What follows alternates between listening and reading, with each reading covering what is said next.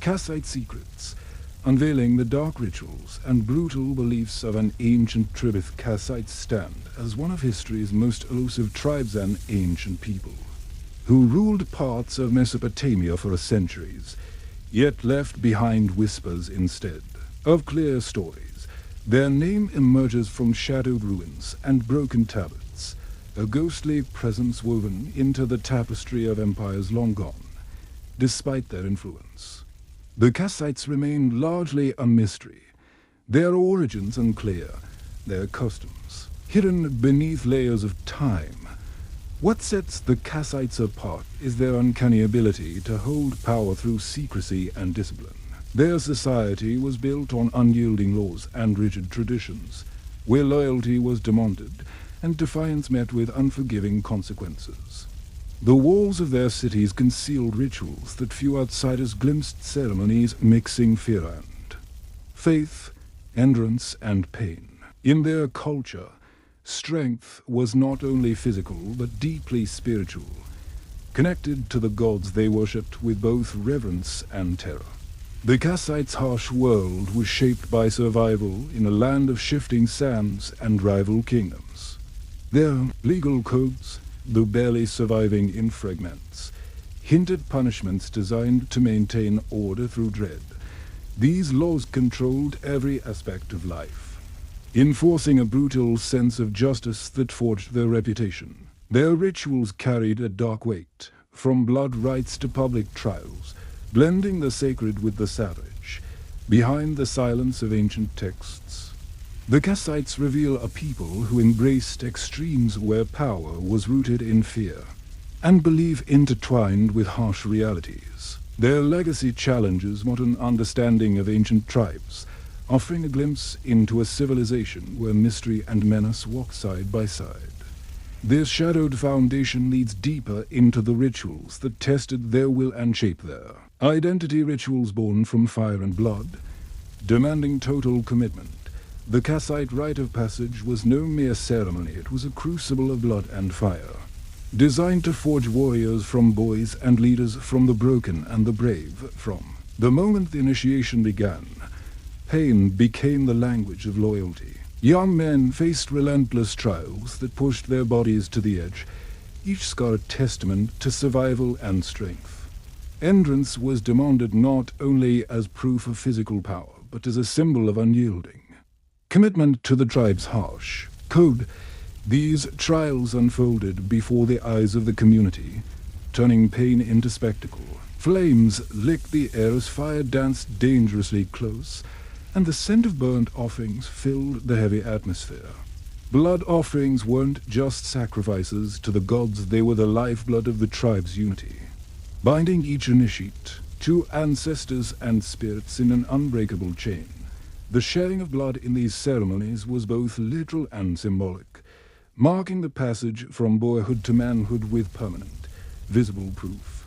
Pain was more than punishment, it was transformation. The endurance of wounds and burns forged a resilience that went far beyond the physical. Those who survived were bound by an intense psychological weight, a relentless reminder of their place within a brutal hierarchy. Fear and pride twisted together, shaping identities rooted in sacrifice and obedience. The scars carried stories, not just of survival, but of conquest over the self, an acceptance of suffering as the price of belonging. Within these firelit rites, the tribe reinforced its values of strength and loyalty. The ceremonies ensured that no leader could rise without first proving an almost ruthless dedication to the Kassite way. Public displays of pain and endurance served to intimidate enemies and unite the tribe, sending a clear message: only the strongest, most loyal could hold power.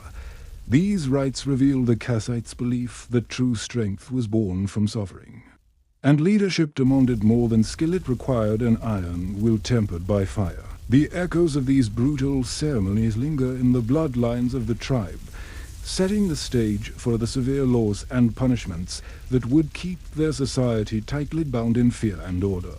Kassite law was ironclad and yielding, merciless, and designed to strike fear into the hearts of all who lived under its rule. Justice was swift and brutal, serving as a constant reminder that order came at a severe cost. The punishments handed down were not mere penalties. They were harsh instruments of control, carved deep into the very fabric of Kassite society. Mutilation, exile, and death were common fates for those who dared to defy the tribe's strict codes. The cruelty of Kassite justice was shocking to outsiders, but within the tribe, these punishments were seen as necessary evils. The harshness served to protect the community from chaos in a harsh and unpredictable world. Every crime, whether theft, betrayal, or disrespect, was met with a penalty designed to break the offender's body and spirit. Limbs were amputated without hesitation, eyes blinded to punish the deceitful, and public executions performed to instill terror and obedience. These acts were not simply about retribution. They were calculated lessons in power and submission. The cultural logic behind such extreme measures was rooted in survival. The Kassites believed that only through fear and strict discipline could their society endure the constant threats from rival tribes and internal unrest. The law was a weapon, wielded to suppress dissent and ensure loyalty. It created a world where everyone knew their place, where defiance could be crushed instantly and utterly. This unforgiving system shaped the tribe's identity, reinforcing a brutal hierarchy where power belonged only to the strong and the feared. It was a society where mercy was a weakness, and justice was measured in the sharpness of a blade or the cruelty of a sentence. In such a world, punishment was a public spectacle, a warning to others that no transgression would go unanswered. The iron fist of Kassite justice kept the tribe tightly bound, but it also planted deep seeds of fear and suffering. This rigid control set the stage for their dark spiritual beliefs, where violence and sacrifice became intertwined with divine will, and settling fusion of law and ritual that demanded total obedience. For the Kassites, the gods were not distant beings of mercy, but powerful forces demanding absolute devotion through blood and ritual. Their spiritual world was shadowed by fear, a constant awareness that the wrath of the divine could be swift and deadly. To appease these gods, the Kassites practiced dark rites, where offerings of blood became the currency of protection and favor. These ceremonies were heavy with dread, steeped in symbolism, and bound tightly to the tribe's survival. Animal sacrifices were common, their throats cut in solemn ceremonies beneath ancient skies. The blood spilled was believed to flow directly to the gods, a vital exchange meant to secure blessings or avert disaster. But whispers among ancient records hint at even darker rituals, human offerings that crossed the boundary between devotion and terror. These sacrifices, though shrouded in mystery, speak to a belief system where life itself was a fragile gift, easily taken to maintain cosmic balance. Death was not an end, but a doorway to the divine. And the Kassites saw the crossing from life to afterlife as a sacred passage. Funerary rites combined with sacrificial acts created a powerful link between the mortal and the supernatural, reinforcing the tribe's bond with unseen forces. Spirits of the dead were called upon, their presence both feared and revered, believed to protect or punish depending on the faithfulness of the living. The terror embedded in these spiritual practices shaped the Kassite psyche. Fear of divine punishment drove obedience, while hope for protection through blood offerings ensured the continuation of these brutal customs. The gods were unpredictable and demanding symbols of ultimate power that no one could ignore. This worldview bound the tribe tightly together, using religion as both shield and sword. In this hunting intersection of fear, faith, and death, the Kassites forged a culture where spirituality was inseparable from violence. These dark beliefs set the foundation for the clan's relentless loyalty and fierce rituals, a chilling reminder that to them, power was always paid for in blood. The next chapter reveals how this loyalty spilled into deadly clan rivalries and the brutal enforcement of honor. Within the Kassite world, Loyalty was a bond sealed by blood, fragile yet unbreakable. Clans formed the core of society, each tied together by fierce allegiance and ancient traditions. But beneath the surface of these alliances lay a volatile web of rivalry and betrayal, where honor demanded ruthless enforcement and punishment for the slightest transgression. Family ties were as much a source of strength as they were a spark for deadly conflict. Blood feuds stretched across generations, fueled by rituals of vengeance that left scars far deeper than those inflicted by weapons. Every insult, every broken promise demanded repayment, often in violence. These cycles of retaliation created a brutal rhythm within the tribe, where peace was temporary and trust was scarce. Clan leaders wielded power not only through strength, but through fear, enforcing codes of honor that could mean life or death for those who crossed the line. Rituals reinforced this fierce loyalty. Ceremonies dedicated to the clan's ancestors reminded members of their sacred duty to protect the family name at any cost. Betrayal was the gravest offense, punished with swift and merciless retribution. In this culture, personal ambition was inseparable from collective survival, and individual lives were often sacrificed to uphold the clan's reputation. The intense pressure to conform bred both unity and suspicion, shaping a society where every action was weighed against loyalty and betrayal. Honor was a weapon as sharp as any sword, and the fear of shame could drive even the strongest to extremes. The clans were locked in a deadly dance bound by blood, torn by conflict, and ruled by the unforgiving demands of tradition. These brutal internal struggles reveal the dark heart of Kassite society, a people whose power rested not just on might, but on a complex, violent code of loyalty that shaped every aspect of their lives. This fierce clan loyalty set the stage for the unforgiving justice that held the tribe together. Explored in the next chapter, though the Kassites vanished from history's center, their shadow lingers in the cultures that followed. Their ruthless rituals, strict laws, and fierce clan loyalties seeped into the fabric of neighboring civilizations, leaving traces in ancient codes and spiritual practices. The brutality they embraced became a hidden legacy, one that shaped ideas of justice and power far beyond their time. Their harsh punishments inspired legal systems that valued order over mercy, teaching that fear could hold societies together. The blood rites and dark sacrifices echoed in religious ceremonies that balanced devotion with dread, influencing how people understood the divine and the cost of obedience. These customs challenged future generations to grapple with the uneasy blend of faith, violence, and survival.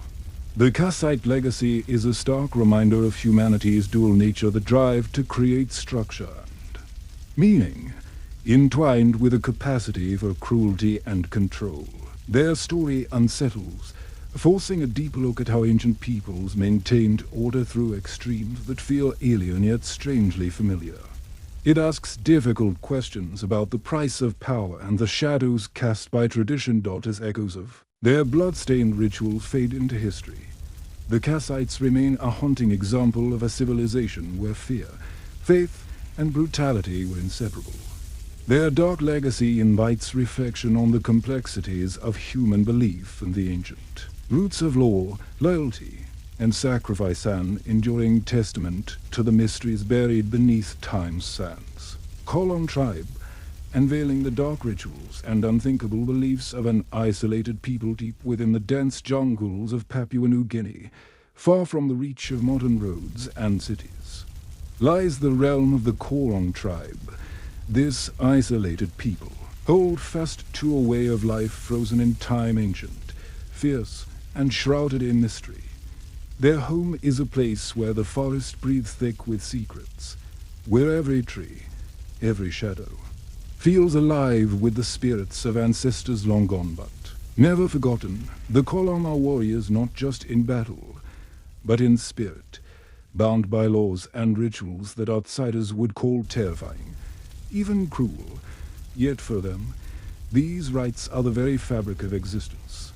The Kolong's world is one where the boundary between life and death blurs. Each step in the jungle echoes with whispered legends and unyielding tradition.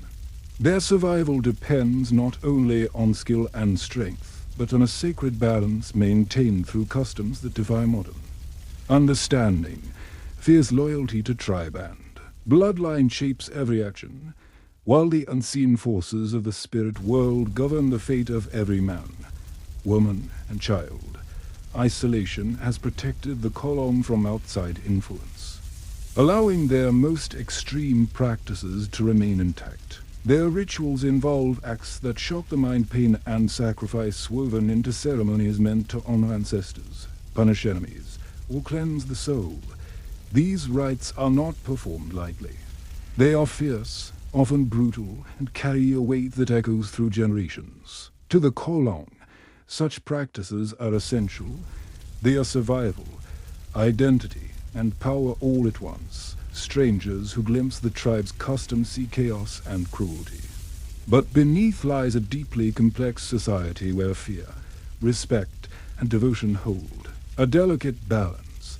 The Kolong's spiritual world is both awe-inspiring and unsettling, a place where the living walk in the shadows of the dead, and the past never truly fades. Their story is one of ancient guardianship, where every ritual serves as a reminder that some traditions are carved in blood and stone, untouchable and eternal. This hidden world, full of mystery and dread, sets the stage for the dark rituals that define the Kolong, a fierce culture shaped by rites that blend terror and reverence in equal measure. It is a world ready to be uncovered, starting with one of their most feared practices, the ritual of head hunting. In the world of the Kolong, head hunting is not an act of mindless violence, it is a sacred duty, a ritual woven deeply into the fabric of their society. To them, the human head holds more than flesh and bone. It is the vessel of the soul, the keeper of power. Taking an enemy's head is believed to capture their spirit, granting strength and protection to the tribe while honoring the ancestors who watch over them. This terrifying practice begins long before battle. Warriors prepare themselves not only physically but spiritually, knowing that the fate of their people depends on the success of this grim hunt. Each head taken is carefully preserved, treated with reverence, and displayed in the village as a symbol of victory and warning. These skulls are more than trophies, they are sacred relics charged with ancestral energy, believed to guard the tribe against harm and curse those who dare threaten their peace. The brutal nature of head hunting shocks outsiders, but for the Kolong, it is a form of justice and balance. Those who violate tribal laws or bring harm to their people risk becoming targets. In this ruthless tradition, it enforces order through fear, ensuring that no one forgets the power held by both the living and the dead. The ritual itself is surrounded by ceremonies that honor the fallen warriors and invoke the protection of the spirits now bound to the tribe. This gruesome practice carries a dark weight, each head a reminder of the thin line between life and death, between respect and terror. It reveals a society where violence is not senseless but necessary, where power is both physical and spiritual. In the Kolong's harsh jungle world, head hunting is a language spoken in blood, a warning etched into the very soul of the tribe. The bodies of the Kolong tell stories written not in ink, but in scarred flesh, intricate patterns carved deep into skin, raised and raw. Scarification is far more than decoration. It is a brutal rite of passage that marks strength, endurance, and belonging. Each cut slices through flesh with deliberate precision, inflicting agony that tests the limits of human pain. This suffering is not endured in vain. It is believed to cleanse the spirit, purify the soul, and seal a connection to the tribe's ancient ancestors. Every scar tells a story. Some recall battles fought or enemies defeated, while others signify passage into adulthood or acceptance of a new social rank. These patterns are like living tattoos, constantly changing as wounds heal and skin swells. becoming permanent symbols of identity and honor. The pain of the process is woven with meaning. Only those who survive the ritual emerge transformed, their bodies bearing visible proof of courage and loyalty. The ritual itself is grueling. Sharp tools, often made from stone or bone, are used to etch the skin. The process can last hours or even days, demanding patience and unwavering resolve. Infection and scarring are inevitable. But so too is the pride that comes from bearing these marks. To the Kolong, this form of self-inflicted suffering is a powerful cleansing, driving out weakness and inviting ancestral spirits to dwell within. This cruel beauty links the physical to the spiritual, showing how deeply pain and purification are intertwined in Kolong culture. Scarification is a harsh reminder that survival is never easy and honor is earned through sacrifice. The body becomes a canvas of memory and devotion, shaped by rituals that few outsiders could endure or understand. From the pain etched into skin flows the darker fears of the Kolong, those possessed by spirits beyond control, punished in ways that chill the soul. This leads to the tribe's terrifying beliefs about spirit possession and exile, where the living are hunted by unseen forces in the shadows of the Kolong jungle. The line between the living and the dead is thin and fragile among this tribe. Suspicion of spirit possession is a sentence worse than death. Those believed to have angered the unseen forces, whether through taboo actions or misfortune, are marked as cursed, trapped between worlds and feared by all. They become the living dead, shunned and isolated as the tribe struggles to cleanse itself of spiritual pollution. Accusations of possession spread quickly, like wildfire through dry leaves. Once branded, the accused face cruel punishments designed to expel the malevolent spirit within. Isolation is common, banished from the warmth of the community, forced to live on the outskirts, left to grapple with their torment alone. The social death inflicted in these moments is devastating. The tribe's rejection is a punishment as sharp as any blade. In more extreme cases, the Kolong turn to ritual sacrifice. These ceremonies are dark and terrifying, performed to appease the spirits and restore balance. The accused may be bound and offered to ancestral forces, believed to be necessary to protect the living from curses that could spread like disease. Such acts reveal the tribe's desperate need to maintain spiritual purity at any cost, a harsh reflection of the power the supernatural holds over daily life. This fear of spirit possession governs much of the tribe's social order. Every action is measured against invisible eyes, every misstep potentially deadly. The balance between respect and terror keeps the Kolong bound in a tight grip of control. Where spiritual harmony is prized above all else, this belief system breeds suspicion, loyalty, and an unyielding fear of what lies beyond the natural world. The punishment for possession is a stark reminder of the tribe's fragile existence, where spirits are both protectors and destroyers, and where the price of imbalance is exile or death. This dark fear shapes their lives as much as the physical scars and trophies they bear. Beyond this fear lies another chilling reality. Death is not the end, but the beginning of a haunting journey. The Kolong's bone rituals hold the secrets of this passage, where the living and dead remain eternally entwined.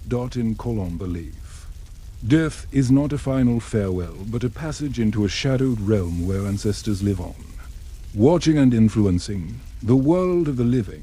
The tribe's bone rituals are haunting ceremonies that blur the boundary between life and death, transforming the remains of the departed into sacred objects charged with power. These rituals are at once acts of profound respect and unsettling reminders of mortality's ever-present grip.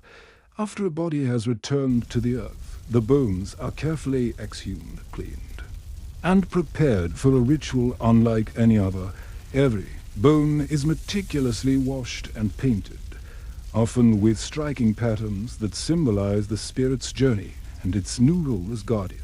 This process is slow and deliberate, filled with silence and reverence, as if each bone carries a memory that must be preserved. The painted bones are then displayed in the village, ranged in places of honor where the living can see them daily. These remains are believed to hold the power to protect the tribe from harm, to offer guidance, and to maintain the fragile balance between the physical world and the spirit realm. The bones become a bridge, a living connection to ancestors who have passed beyond but remain fiercely present. This ritual is not without its airy weight. The constant presence of the dead in the village serves as a stark reminder that death is never far, and the power of the ancestors is both a blessing and a warning. It shapes the way the Kolon live, instilling both fear and respect for the forces that govern their fate. Through these bone rituals, the tribe maintains a spiritual cycle that honors the dead while reinforcing their own survival. The passage between life and death is a journey watched over by silent guardians, reminding all that in Kolon culture, death is not an end, but a continuing story. This deep connection to the dead leads directly into the powerful role of shamans, whose dark rituals tap into the unseen forces that shape the tribe's existence. Shamans stand at the heart of Kolon life, wielding a power that is both feared and revered.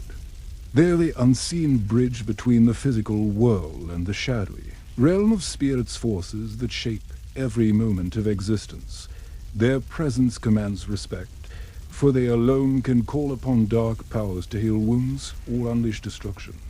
Entering trance states through rhythmic chants and the bitter smoke of herbal poisons, shamans open themselves to spirits beyond human sight. In these altered states, they communicate with ancestors, summon protective forces, or confront malevolent entities threatening the tribe. Their rituals are intense, often unsettling to outsiders, filled with eerie sounds, wild movements, and visions that blur reality and the supernatural. The shaman's role is far from simple magic. They enforce social order, mediate conflicts, and uphold sacred laws, using their spiritual authority to maintain balance. Their power commands obedience, shaping the tribe's fear and respect for the invisible forces that govern life and death. Those who cross the tribe's boundaries risk invoking a shaman's wrath, a fate as terrifying as any physical punishment, while outsiders may see these practices as extreme or disturbing. For the Kolon, shamanism is essential. It sustains their connection to the past, guides their present actions, and protects their future. The shaman's dark rituals are the pulse of a culture that lives in close harmony with forces both seen and unseen, where survival depends on respect for spirits that walk among them. The shaman's shadow looms over every ritual, every belief, and every fear. This unseen power completes the Kolon's ancient world, a world where blood, pain, spirits, and death intertwine in a cycle as old as time itself. The Hurrian Tribe, secrets behind the neck rings and shocking traditions. The Hurrian people are instantly recognizable by one of the most striking and unusual customs in the world: the heavy brass coils wrapped round the necks of their women. These rings, sometimes weighing several kilograms, create a visual spectacle that has intrigued travelers and anthropologists for centuries. But behind this dramatic image lies a culture rich in symbolism and meaning, where tradition weaves together identity, beauty, and history. The origins of the neck rings are shrouded in mystery, passed down through generations as stories whispered round fires and woven into the fabric of daily life. Some say the coils were meant to protect women from tiger attacks. Others believe they imitate the elegant necks of mythical dragons, revered creatures in Hurrian legend. Yet, the truth seems deeper, tied to the tribe's ideas of strength and unity, binding women to their heritage in a way no other ornament can dot. From an early age, Hurrian girls begin wearing the rings, starting with a few light coils that slowly increase in number and weight. Over the years, this ritual reshapes their bodies. The shoulders narrow, the collarbone sinks, and the neck appears elongated, The transformation is so profound that it alters how these women move, how they hold themselves, and how the tribe sees them. The coils become not just jewelry, but a living symbol of entrance and belonging. The weight of the rings also carries a psychological weight. For many, wearing them is a rite of passage, a sacred promise to uphold the values of the tribe. It is a visible mark of identity, a line drawn between those who belong and outsiders. But the practice also raises questions about the cost of beauty and tradition. The strain on muscles and bones is intense, often causing discomfort and physical challenges that only the most dedicated can endure. Despite these hardships, the neck rings remain a source of pride, a symbol of cultural survival in a rapidly changing world. They speak of a tribe fiercely connected to its past, clinging to rituals that define not just appearance, but the very soul of the Kayan people. The brass coils shine bright against their skin, reflecting centuries of resilience, sacrifice, and mystery. As this ritual continues to draw global attention, it also faces new pressures from tourism, modern health concerns, and changing values. The Kayan stand at a crossroads, balancing the desire to protect their ancient ways with the demands of a modern world eager to understand the meaning behind the rings. What happens when tradition meets change? That question leads into the next chapter, where the true physical and social cost of this stunning practice unfolds. The brass neck rings worn by Kayan women are far more than simple decoration. They are instruments of transformation, shaping the body in ways that demand a lifetime of endurance. As the coils increase in number and weight over the years, the muscles round the neck weaken, the collarbones depress, and the rib cage rises, creating the illusion of a lengthened neck. Yet, the truth beneath this appearance is a body permanently altered, one marked by both resilience and pain. This transformation begins in early childhood, a slow and deliberate process. The rings are carefully added year after year, each new coil pressing heavier against the skin and bones. The strain is constant. Simple movements become exercises in balance and control. Even sleep requires adjustment. The women carry this weight daily, a physical burden that shapes how they live, breathe, and express themselves. The toll is not just physical, but deeply psychological. Wearing the rings is a visible sign of belonging, a marker of beauty and honor within the tribe. It is a tradition passed from mother to daughter, tied closely to identity and cultural pride. Yet, it demands obedience and sacrifice. Pain is woven into the meaning of beauty, a constant reminder of the discipline required to maintain these coils of brass. Outside the tribe, the rings have become a symbol of exotic allure, drawing curiosity and admiration. But inside, the coils also carry social expectations. Women who refuse or fail to endure the practice risk exclusion, losing status or connection to their heritage. The neck rings act as a social contract, binding the individual to community values with a weight that is both literal and symbolic. Questions rise about the cost of such traditions. How much pain is too much? How does a culture balance respect for its customs with the health and well-being of its people? The Kayan answer these questions through the strength of their commitment. The brass coils are a living symbol of endurance, beauty, and sacrifice, a constant reminder that identity can be shaped, stretched, and sometimes weighed down by tradition. For the Kayan girls, coming of age is a journey woven with tradition, endurance, and pain. Beyond the visible transformation of the neck rings lies a series of secretive and demanding rituals that mark the passage from childhood to womanhood. These ceremonies are steeped in cultural meaning, designed to test not only physical strength, but also obedience and inner resilience. The rites begin long before the first coil is placed. Girls are prepared through rituals that often involve fasting, isolation, and symbolic acts of purification.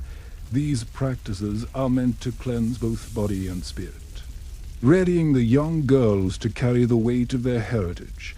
The process is harsh, stripping away childhood comforts to instill discipline and respect for ancient customs. Entrance plays a central role in these ceremonies. Pain is not accidental but intentional, seen as a necessary part of proving worthiness. Girls may face physical trials, sharp objects, cold water immersions, or prolonged silence, each test designed to build mental toughness and reinforce social hierarchy. The rituals are as much about community control as they are about personal growth, ensuring conformity to the tribe's strict codes of behavior. Purity and honor are recurring themes. The tribe holds a deep belief that a girl's ability to endure these rites reflects her readiness for adulthood and marriage. Failure is not only a personal setback but a mark on family honor, bringing shame that can affect social standing. These pressures create a powerful incentive to conform. Even at great personal cost, obedience to elders and tribal leaders is demanded without question. This obedience is enforced through both spiritual warnings and social consequences, embedding the rituals within a framework of unquestioned authority. The girls learn that strength is not just physical, it is found in submission to the tribe's collective will. These rites reveal a culture where tradition and survival are inseparable, where the brutal journey to adulthood shapes not only bodies, but entire lives. The transformation is complete only when the neck rings begin their slow encirclement, binding the individual forever to a legacy of endurance and sacrifice taught in Kayan society. Tradition is not only a source of pride, but also a strict set of rules that govern every aspect of life. Disobedience or failure to follow cultural codes is met with severe consequences, enforcing order through a system of punishment that is as old as the tribe itself. These punishments reveal a harsher side of Kayan life, where control is maintained through fear and pain. Public shaming is one of the tribe's most common penalties. Offenders may be singled out during communal gatherings, subjected to ridicule or humiliation that damages not just the individual but their entire families' reputation. This social punishment reinforces the tribe's values, making clear that breaking tradition carries a price paid in dignity. The shame can linger for years, isolating the punished and reminding others of the power of conformity. Physical punishments are often more severe, designed to inflict lasting pain and demonstrate the tribe's authority. Beatings with sticks or lashes are used to correct behavior swiftly, while some infractions might lead to more painful rituals such as scarification or branding. These acts are not arbitrary but carefully ritualized, linking punishment to cultural beliefs about cleansing, penance, and restoring balance. The weight of the neck rings itself can become a form of subtle punishment for women who break rules. The burden of the heavy coils intensifies, symbolizing the physical and social consequences of defiance. This connection between pain and obedience is woven into the very fabric of Kayan identity, where discipline and suffering are intertwined. Behind these harsh measures lies a complex psychology of control. The tribe's elders wield power not only through tradition, but by instilling fear of pain, shame, and exclusion. This system keeps the community tightly bound, ensuring that cultural practices survive through generations even as they demand sacrifice. Beneath the visible world of brass rings and rituals lies a complex spiritual landscape that shapes every part of Kayan life. Their beliefs reach far beyond what outsiders see, rooted in ancient taboos, ancestral worship, and a deep connection to unseen forces.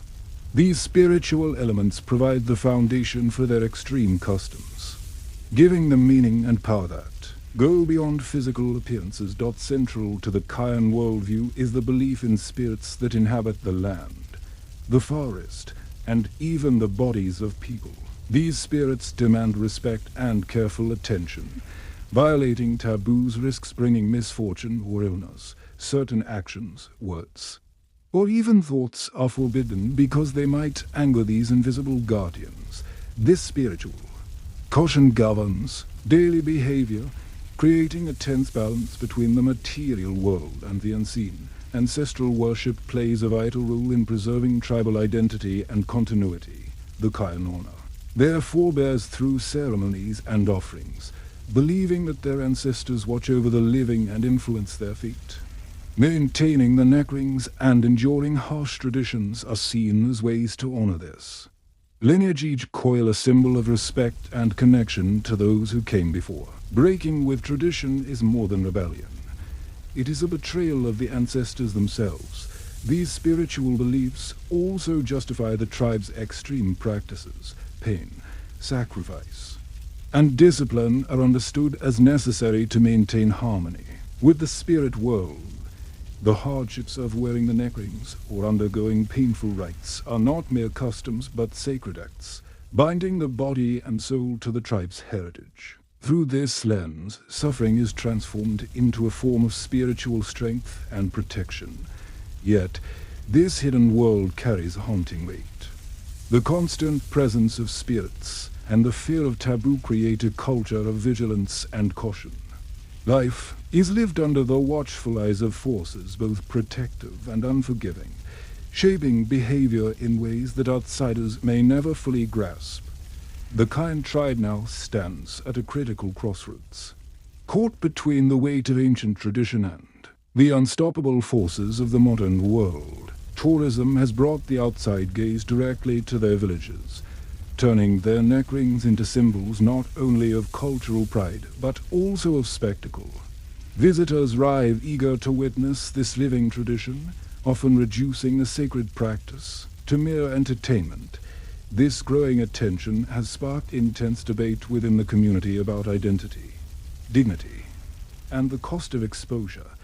Modernization adds another layer of complexity. Access to education, healthcare, and new technologies offers hope for improved lives, but also threatens to erode the customs that define the Kayan.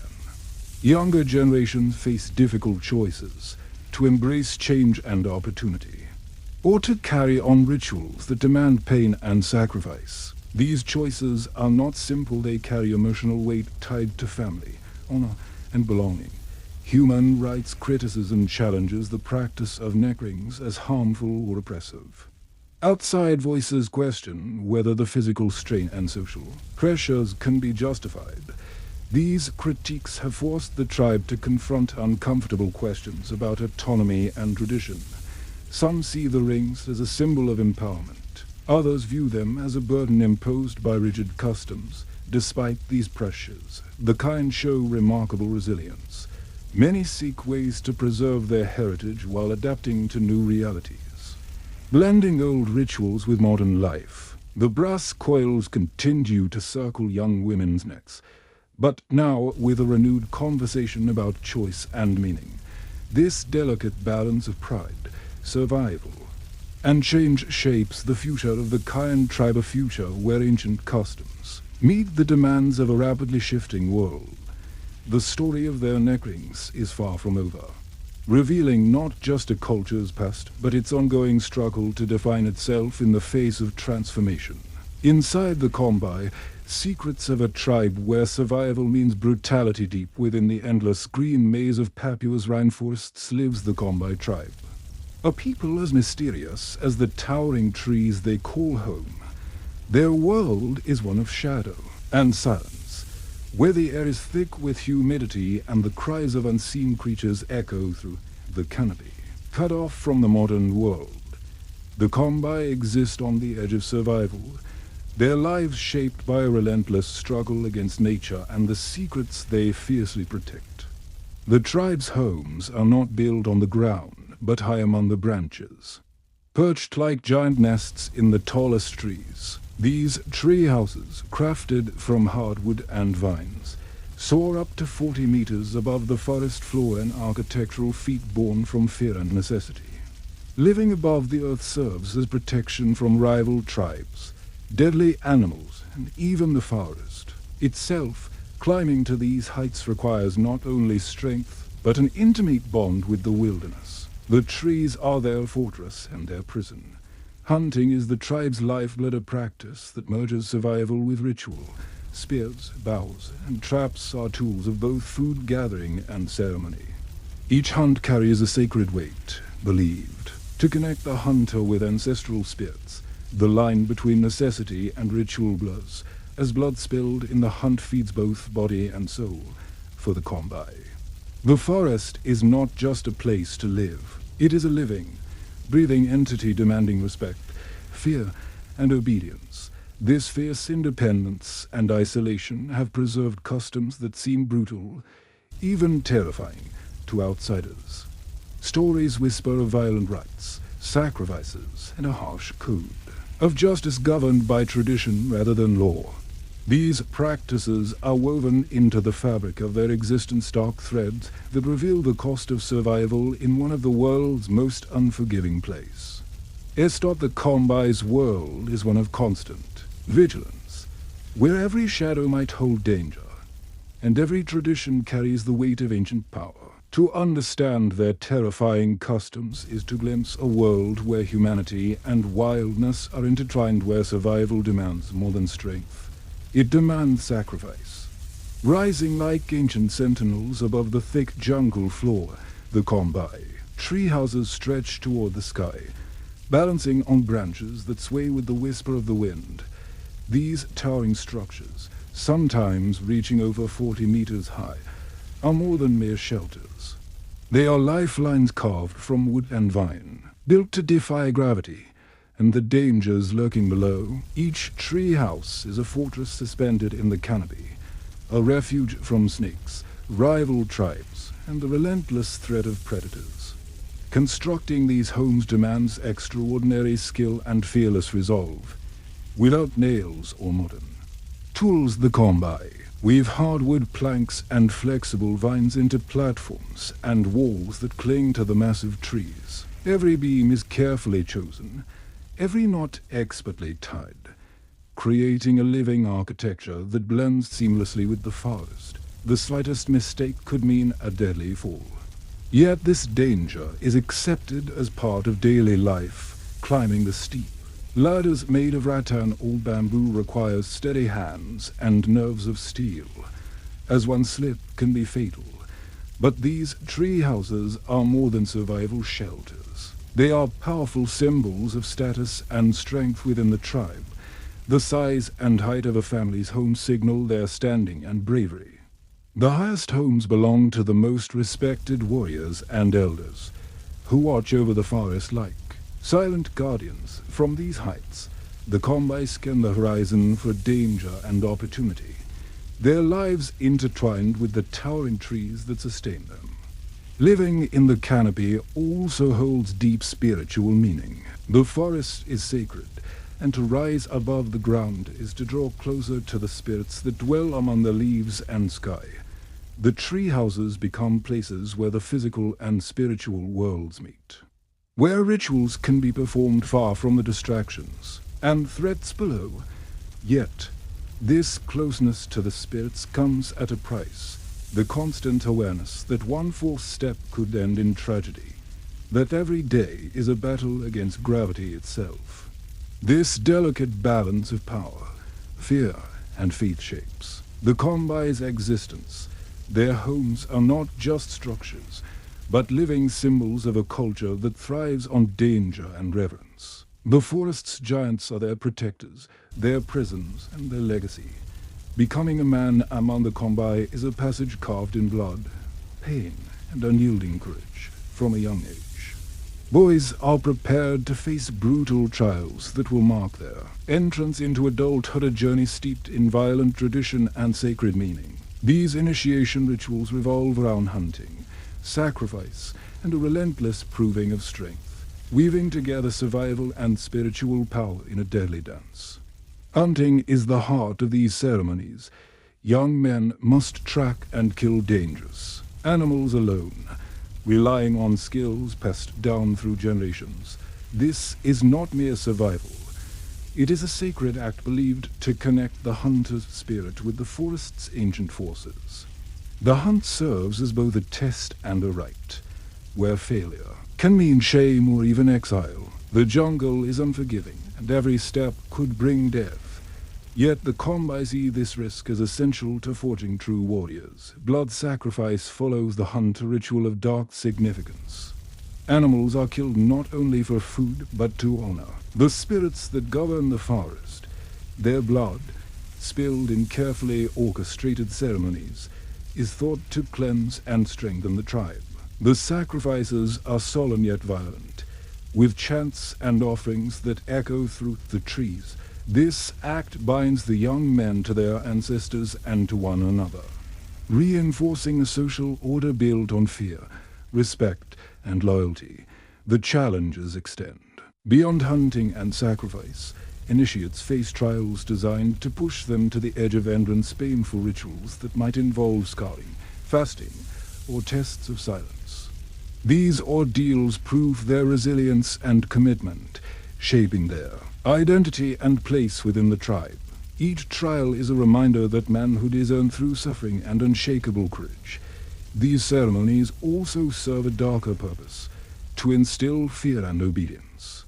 Violence becomes a language of power, and young men learn early that strength is the currency of survival.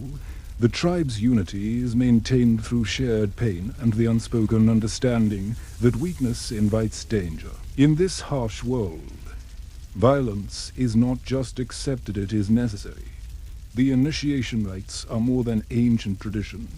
They are the lifeblood of the Kombai's identity, through blood and trial. Young men are reborn as warriors, bound to their people by bonds forged in fire and flesh. These brutal passages ensure the survival of the tribe's fierce spirit, passed from one generation to the next. In the unforgiving world of the Kombai, justice is a raw and merciless force, driven by ancient laws where vengeance rules supreme. When blood is spilled, it demands retribution, a cycle of violence that binds families and clans in endless feuds. Revenge killings are not simply acts of wrath, they are sacred duties, enforced by tradition and the unyielding need to restore honor. In this brutal system, mercy has no place, and death begets death. At the heart of this fierce justice lies a practice both terrifying and sacred, ritual cannibalism to the Kombai. Consuming the flesh of an enemy is far more than an act of survival or cruelty. It is a profound spiritual transaction. Eating the body of a foe is believed to absorb their strength, courage, and spirit, turning death into power. This dark ritual transforms violence into a tool of empowerment, a way to keep the enemy's spirit alive but under control, absorbed and conquered. The act of cannibalism is performed with solemn ceremony. The tribe gathers in a tense, charged atmosphere where fear and reverence intermingle. Each bite taken is both an assertion of dominance and a sacred rite. This consumption is not seen as taboo, but as a vital part of the tribe's spiritual and social order. The flesh of enemies becomes a trophy, a source of strength passed on to the living. Yet, this cycle of revenge and cannibalism traps the Kombai in a never-ending spiral of violence. Every killing calls for a counter-strike. Every feast of flesh demands a fresh act of bloodshed. Families mourn loved ones lost to raids and feuds, only to be driven by the weight of tradition to seek vengeance in turn. The forest echoes with cries of war, while the shadows hide the grief and fury that fuel the tribe's brutal justice. This system of law and belief creates a culture where fear and respect are inseparable. The Kombai live in constant tension, where every action can ignite a chain reaction of violence. The tribe's survival depends not only on their skill with weapons, but on their ability to navigate this fragile balance of power and terror. Their justice is a weapon as sharp as any spear, and its wounds run deep. This brutal worldview shapes every aspect of Kombai life, reinforcing bonds through shared pain and collective fury. It is a haunting reminder that in this hidden world, the price of honor is blood, and the shadow of vengeance stretches long and dark. The Kombai live in a world where trust is a rare and dangerous commodity. Their territory, carved deep within the impenetrable forests of Papua, is fiercely protected by a tribe shaped by centuries of violence and betrayal for the Kombai. Outsiders are not just strangers, they are potential enemies, threats that could bring death or destruction. This relentless suspicion is the foundation of their survival, a psychological shield forged through generations of conflict. Encounters with outsiders are met with swift and brutal force. Stories tell of travelers who vanished without a trace, victims of ambushes designed to send a clear message. The Kombai do not welcome intruders. Their weapons, spears, bows, and traps are always ready, and the forest itself becomes a deadly maze where danger hides behind every leaf. This readiness to defend their land is not born from cruelty alone, but from a deep fear of annihilation. Isolation is woven into the Kombai's very identity. It is a culture that thrives in secrecy, where knowledge is guarded as fiercely as territory. Every visitor risks disturbing a fragile balance, upsetting ancient customs and provoking a violent response. The tribe's rituals, beliefs, and way of life are hidden beneath layers of silence and warning, accessible only to those born into their world. Outsiders remain shadows, figures to be feared or avoided. This fear of the unknown reflects a broader worldview where survival depends on wariness. The Kombai see the forest as both home and battlefield, the place where every sound and shadow might signal danger. Strangers are unpredictable, their intentions unclear, and in this harsh reality, caution is survival. The tribe's hostility is a defense mechanism, a way to protect not just land, but identity. Yet this isolation comes at a cost. The Kombai remain frozen in time, their brutal customs preserved but vulnerable. The outside world encroaches slowly. Loggers, missionaries, and explorers pushing deeper into the forest. Each intrusion threatens to unravel the delicate balance of terror and tradition that has sustained the tribe for centuries.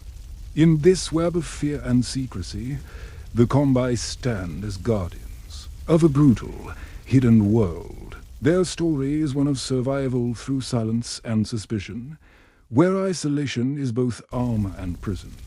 Beyond this wall of solitude lies the next chapter of their existence, the harsh trials and blood-red easts that mark the passage from boyhood to warrior amid the creeping reach of the modern world. The Kombai stand as a living testament to a way of life that defies time, their ancient customs born from survival of blood and spirit remain deeply rooted, even as the forest round them shrinks and outsiders encroach. The tribe's fierce loyalty to tradition is both their shield and their burden, shaping a future tangled with uncertainty and resilience. The Kombai's rituals, from towering treehouse dwellings to blood-soaked initiation rites, bind them to a past that feels distant to the outside world. These customs are not mere relics, but vital threads in their cultural fabric, defining identity, community, and purpose. Yet, maintaining such brutal traditions carries a heavy cost.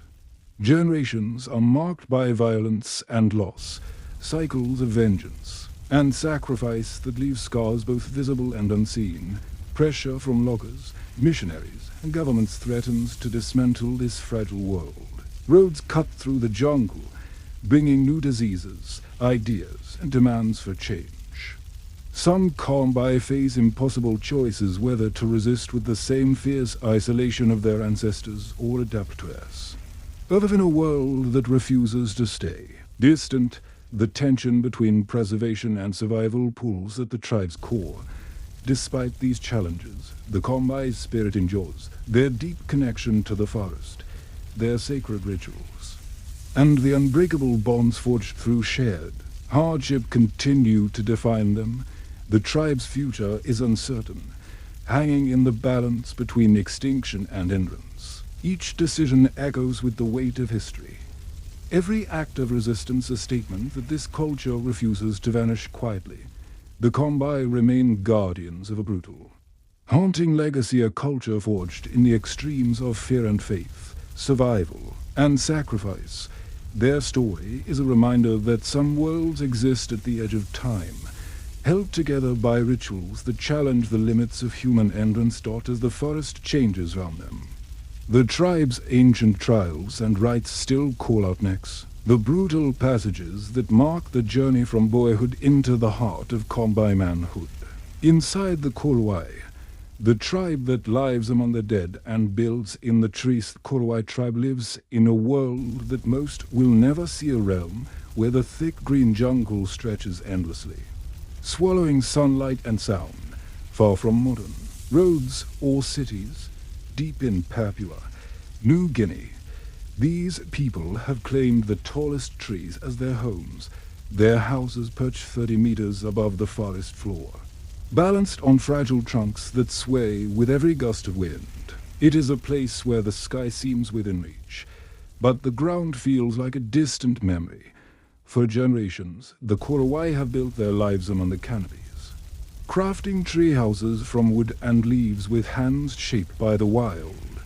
These towering homes are more than shelters, they're lifelines against threats both seen and unseen. Predators lurk below, but it is the spirits of the forest, the unseen forces of nature, and the judgments of the tribe that hold the greatest power, living this high up to man's courage and trust. A silent pact with nature and ancestors alike, isolation, has shaped the Kaluli's way of life. Separated by impenetrable jungle, the tribe's customs remain untouched by time, preserved in rituals that are strange and sometimes terrifying to outsiders. Their world hums with the pulse of ancient beliefs. Spirits are real here, both protectors and punishers. The Kaluli see the forest not just as land, but as a living being filled with power that can heal or destroy. Among them, life and death are intertwined in ways that defy modern logic. A whispered word can condemn a person to exile, or worse. The fear of sorcery runs deep, shaping every interaction, every choice. To the Kaluli, survival means walking a narrow line between respect and terror, between the seen world and what lies beyond. This is a tribe that thrives in extremes. Their homes hang above a world that is wild and untamed, just as their beliefs hover between the sacred and the savage. As the jungle breathes and shifts, so too does the Kaluli's hold on their ancient truths that will soon reveal rituals far darker and more shocking than their lofty homes might suggest.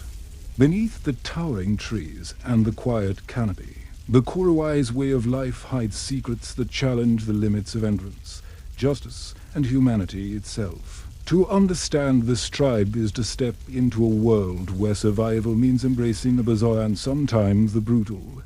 Their story is only just beginning, and the shadows of their rituals grow deeper with every step further into the jungle. The Kaluli's tree houses are marvels of balance and bravery, rising like wooden crowns above the dense jungle canopy. These homes are not merely places to sleep, they are powerful symbols of protection and prestige. Built atop them, towering trunks, sometimes more than 30 meters high, they stand as silent guardians over the wild forest below to live among. The leaves is to claim safety from dangers that lurk both in the earth and the spirit realm. Floodwaters sweep violently through the jungle during the rainy season, turning the forest floor into a treacherous swamp. Ground-level homes would be washed away or swallowed by the mud, but the Kaluli's lofty houses remain untouched, safe above nature's fury. The height also keeps them out of reach from wild animals and rival tribes who might seek to attack. To climb the ladders carved from tree trunks is to ascend into a protected world, one separated from the chaos beneath. Yet the height is not without peril. One misstep could mean a deadly fall. Children learn early to walk the narrow wooden planks with care. Every plank, every nail, carries the weight of generations who understood that survival demanded trust in balance, both physical and spiritual. The homes sway with the wind, a constant reminder that life here is fragile, yet fiercely defended. Spiritually, The tree houses form a bridge between the Korowai and the unseen forces around them. The sky is close, and the spirits of ancestors are believed to watch from above, protecting the tribe from harm. Building upward is a sacred act, a way to rise above evil and draw nearer to powerful forces that govern health, luck, and justice. Each treehouse tells a story of respect, fear, and harmony with the world beyond sight. Living high above the ground demands more than skill. It requires an acceptance of danger as a part of life and fi. The Korowai's homes are both refuge and statement. They declare strength, connection, and the willingness to live on the edge of the natural and supernatural worlds. From these heights, the tribe watches, waits, and lives in constant dialogue with the jungle's wild heartbeat daughters. The wind brushes through the leaves. It carries whispers of darker customs, rituals rooted in fear and fierce justice. These are the truths hidden beneath the lofty homes, waiting to be uncovered. Among the Korowai, justice is not measured by courts or laws, but by ancient rituals that outsiders find chilling to the core. One of the most disturbing practices tied to this system is ritual cannibalism. This act, shocking to most modern eyes, is woven tightly into the Korowai's understanding of right and wrong, life and death. It is not done out of cruelty or hunger, but as a sacred duty to cleanse the community of evil. The Korowai believe that illness, death, and misfortune are not random tragedies, but the work of malevolent sorcery. When someone falls ill or dies under suspicious circumstances, the blame often falls on a member of the tribe accused of witchcraft, known locally as a kokua. These alleged sorcerers are thought to possess dark powers used to harm others. From the shadows, their actions threaten not only individual victims, but the spiritual balance of the entire community. The punishment for such a grave accusation is swift and terrifying. The tribe may decide to execute the accused, but it is the ritualistic consumption of their body that serves as the ultimate form of justice. This cannibalism is viewed as a purification, a way to destroy the evil spirit believed to inhabit the accused and prevent further harm. Eating the body is said to return the sorcerer's power to the tribe, neutralizing the curse and restoring harmony. This practice is rarely spoken of openly. Even within the tribe, it is surrounded by secrecy and ritual strictness, with only certain members participating. Outsiders often misunderstand this act as savage or barbaric, missing its deep cultural and spiritual significance. For the Korowai, it is a necessary, solemn act tied to survival and communal health. The reality, however, is more complex and harsh. The fear of being labeled a sorcerer drives intense suspicion and paranoia within the tribe. Accusations can fracture families and friendships, sometimes leading to tragic consequences beyond the ritual itself. Those accused have little chance to defend themselves, and the line between justice and vengeance can blur. Anthropologists who have studied the Korowai warn against reducing these acts to simple cruelty. Instead, they emphasize the importance of understanding the tribe's worldview, where the physical and spiritual realms intertwine, and where the survival of the group depends on eliminating threats both visible and invisible. No. Cannibalism ritual embodies this belief, a brutal but meaningful response to fear and danger. These rites also serve a warning, a reminder that no one is beyond the reach of tribal law and cosmic justice. They keep the community bound together through shared belief and fear, shaping social order in ways that outsiders find unsettling but internally logical. As the jungle holds its breath beneath the towering homes, the Korowai maintain these extreme traditions where justice is a deadly, sacred act. Beyond the tree houses and rituals of survival lies a shadowed world of suspicion and retribution, where cannibalism is not taboo but a feared necessity. In the world of the Korowai, sorcery is not a distant myth but a living force that shapes every moment of daily life. The belief in witchcraft runs deep, Weaving through the tribe's customs, relationships, and decisions, fear of sorcery is a constant shadow. One that binds the community with invisible chains far stronger than any physical ties. Accusations of witchcraft can emerge from the smallest misfortune, sudden illness, a failed hunt, or a crop that withers, in a place where survival depends on cooperation and trust. Even the slightest suspicion can spark fear and suspicion. The label of Kokua, or sorcerer, is both a weapon and a sentence. Once accused, a person risks brutal punishment, exile from the tribe, or death. This fear keeps everyone vigilant, watching their words and actions for signs of hidden malice. Shamans, the spiritual leaders of the Korwai, hold enormous power in this system, seen as the only ones who can detect and fight the invisible threats of sorcery. Their words guide decisions that affect life and death.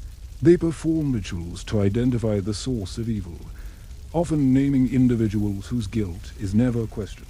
Their authority is absolute, creating a system where superstition and power become inseparable. This fear of sorcery does more than punish, it controls. It enforces social order by keeping people in line, limiting challenges to authority, and suppressing conflict. Paranoia seeps into every interaction, turning neighbors into watchers and friends into potential enemies. The need to protect the tribe from spiritual harm overrides personal bonds, creating a fragile balance maintained by fear. The consequences of this belief system are profound. Families can be torn apart, with children forced to reject parents. Accused of witchcraft, the accused live in isolation, often hiding or fleeing into the jungle to escape a grim fate. Violence becomes an accepted response to protect the community, blurring the lines between justice and cruelty. Yet, within this harsh reality lies a cultural logic that cannot be dismissed. Sorcery, in the Korwai's view, is a tangible threat that must be confronted to ensure the tribe's survival. It creates a world where the seen and unseen are intertwined, and where fear itself becomes a tool to enforce order and tradition. In this jungle shaped by superstition, power, and fear, every shadow holds meaning and every accusation carries a weight that can topple lives. Beyond this web of suspicion lies another layer of Korwai belief, a fierce relationship with death, where rituals bind the living and the dead in unsettling ways. For the Korwai, death is not an end, but a haunting continuation of life's tangled web. Their funerary customs stretch beyond simple mourning, immersing the tribe in rituals that blur the lines between respect and fear.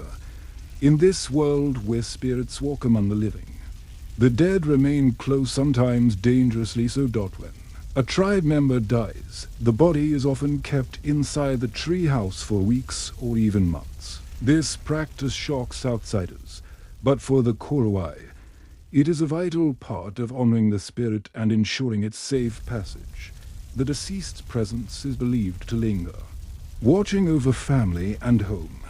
The treehouse becomes a vessel where life and death coexist, a sacred space filled with whispers of the past. These extended stays serve a spiritual purpose. They allow the living to communicate with the dead, seeking guidance or warnings. The boundary between worlds is thin, and through rituals performed by shamans, the tribe attempts to soothe restless spirits and keep malevolent forces at bay. Death here is a living presence, an ever-present force shaping decisions and fears. Burial itself is no simple farewell. The Korwai place great importance on how and where bodies rest, often choosing locations that connect the dead to the forest and sky. Some graves are hidden deep in the jungle, while others are marked by sacred objects. The rituals surrounding burial are both acts of devotion and measures of protection, designed to prevent the dead from returning with harmful intentions. This intense relationship with death reflects the tribe's broader worldview, where the unseen world is as real as the physical one. Spirits are respected but also feared, and the care given to the dead is a careful balance between honoring ancestors and guarding against their potential wrath. In the Korowai's shadowed world, reverence for the dead often borders on the macabre. The dead's lingering presence haunts the living, a constant reminder that life is fragile and intertwined with forces beyond control.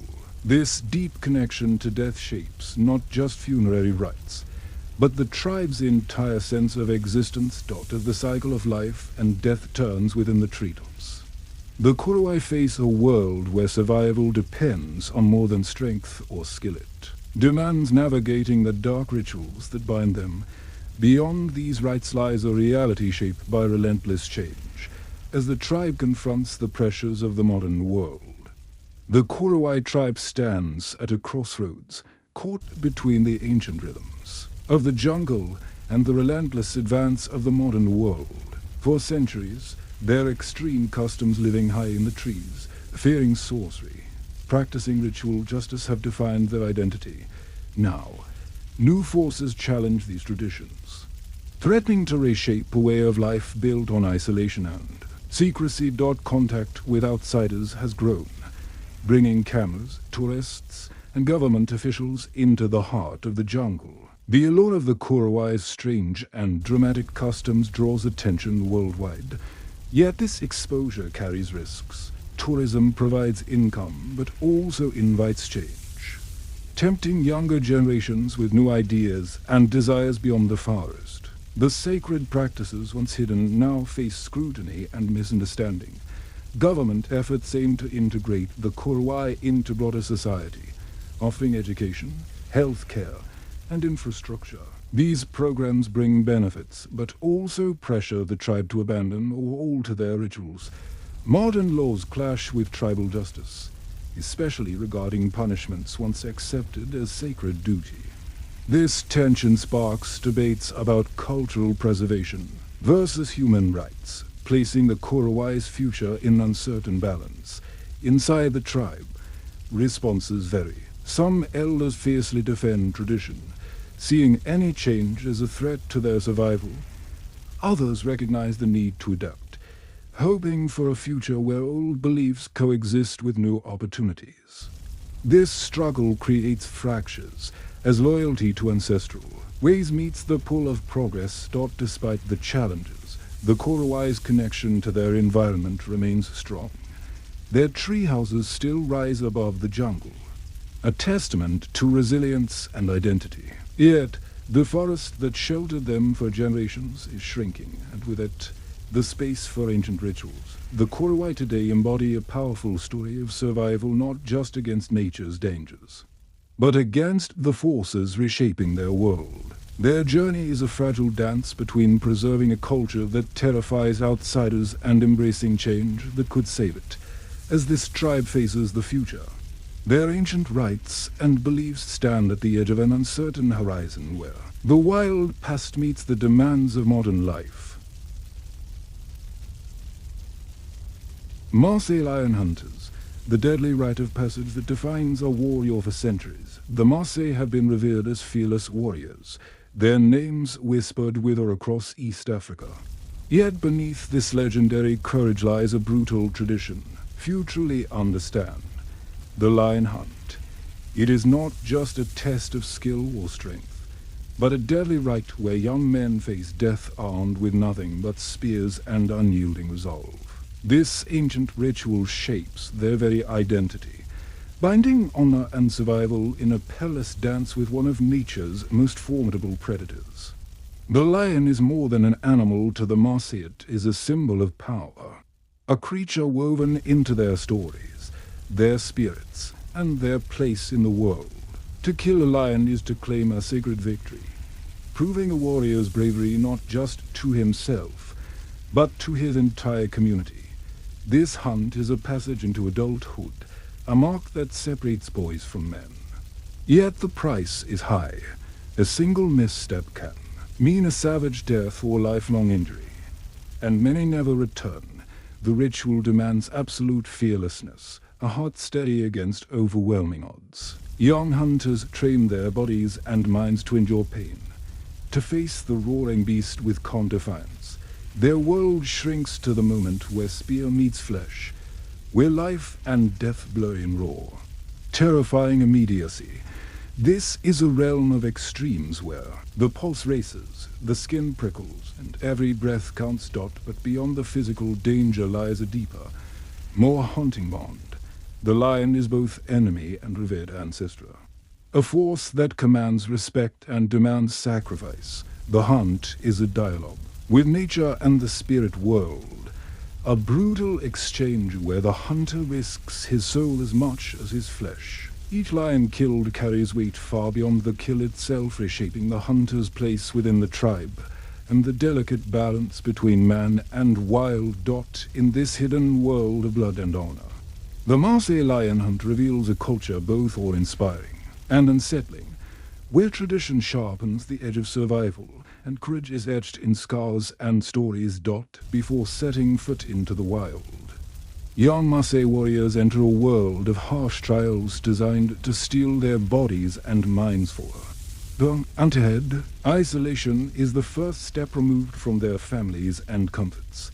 They face days alone in the unforgiving wilderness. This solitude is not punishment, but a crucible, forcing introspection and sharpening focus. The silence round them mirrors the stillness needed to confront a roaring lion.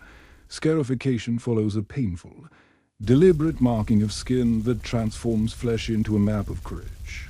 Blades carve intricate patterns across arms and chest, each cut a symbol of endurance and bravery. These scars are more than decoration. They are badges of survival, proof that pain has been conquered. The ritual pain conditions the young hunters to bear the wounds the hunt might bring, weaving physical suffering into their identity. Secret ceremonies deepen the connection to ancestors and the spirit world, cloaked in night. The warriors chant and dance round fires, calling on ancient powers for protection and strength. Elders whisper sacred words, invoking spirits believed to watch over the hunt. These rites blur the boundary between the living and the dead, binding the hunters to generations before them who faced the same deadly path. Endurance is tested relentlessly. Fasting, long runs, and trials of strength prepare bodies to withstand exhaustion and injury. The mental training is no less grueling. Fear must be mastered, replaced by calm resolve. Pain is not weakness, but a gateway to courage.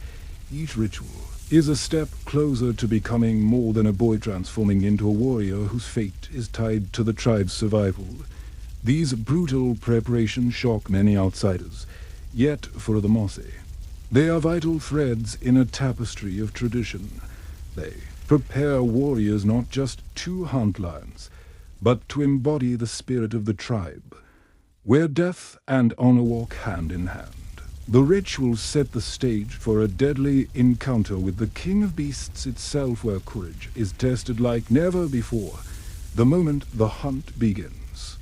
The world narrows to a harsh battleground where young Maasai warriors face nature's fiercest predator, the lion. Armed with nothing but slender spears and small shields, they step into the shadows of the wild, where every sound could mean death.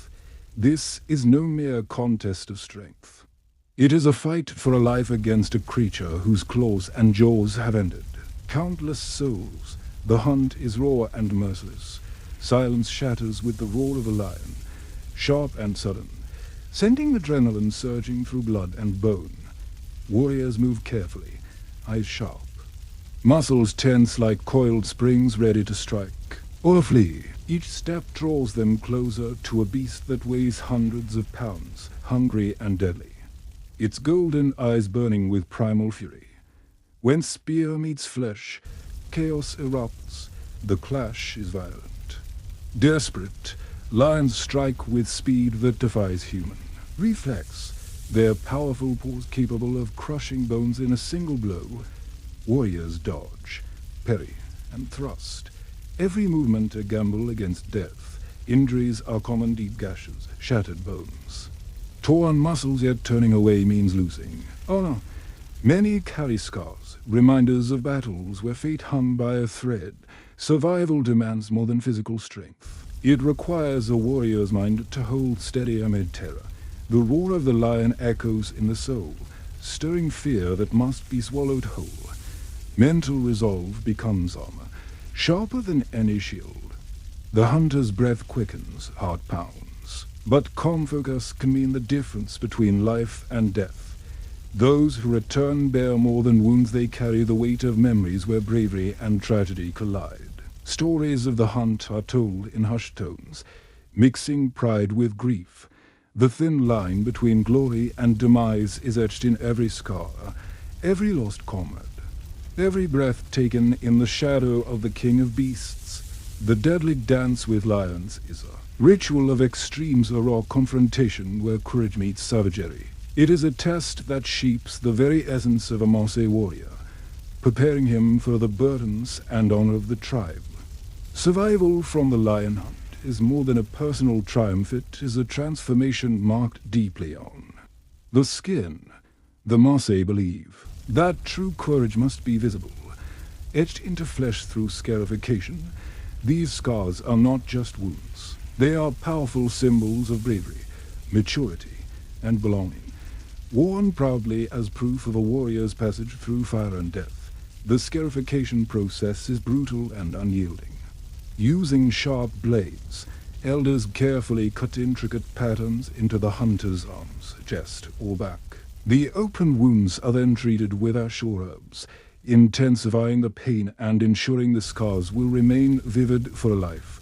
This is no simple tattoo. It is a permanent reminder of suffering endured and fear overcome. Each line and curve tells a story of endurance, each mark a badge of honor within the tribe. These scars carry immense social weight. They unlock doors to new roles and privileges, respect from elders, the right to marry, and the power to lead. His scarred warrior commands attention and deference. His skin speaking volumes where words might fail. The patterns vary, but the message is clear. This is a man who has stared death in the eye and returned. Yet the ritual is not without risk. Infection and complications threaten those who undergo it. Adding a silent danger to an already perilous tradition, pain is accepted not only as punishment, but as a rite of passage, a necessary trial to prove that honor and identity are forged in suffering. The scars connect the hunter to generations before him, a living thread of history woven with pain and pride. This deep cultural bond between pain and honor reveals a world where strength is measured in endurance and survival is a story written on the skin. The ancient Maasai lion hunt faces an uncertain future, caught between the weight of tradition and the pressures of a changing world. Modern conservation laws forbid lion killing, aiming to protect dwindling populations, while outside critics condemn the ritual as cruel and outdated. These forces collide with centuries-old beliefs that see the hunt as more than survival. It is the heart of Maasai identity. Within the tribe, opinions divide sharply. Some elders and warriors fiercely defend the hunt, viewing it as a sacred rite that binds generations and defines manhood.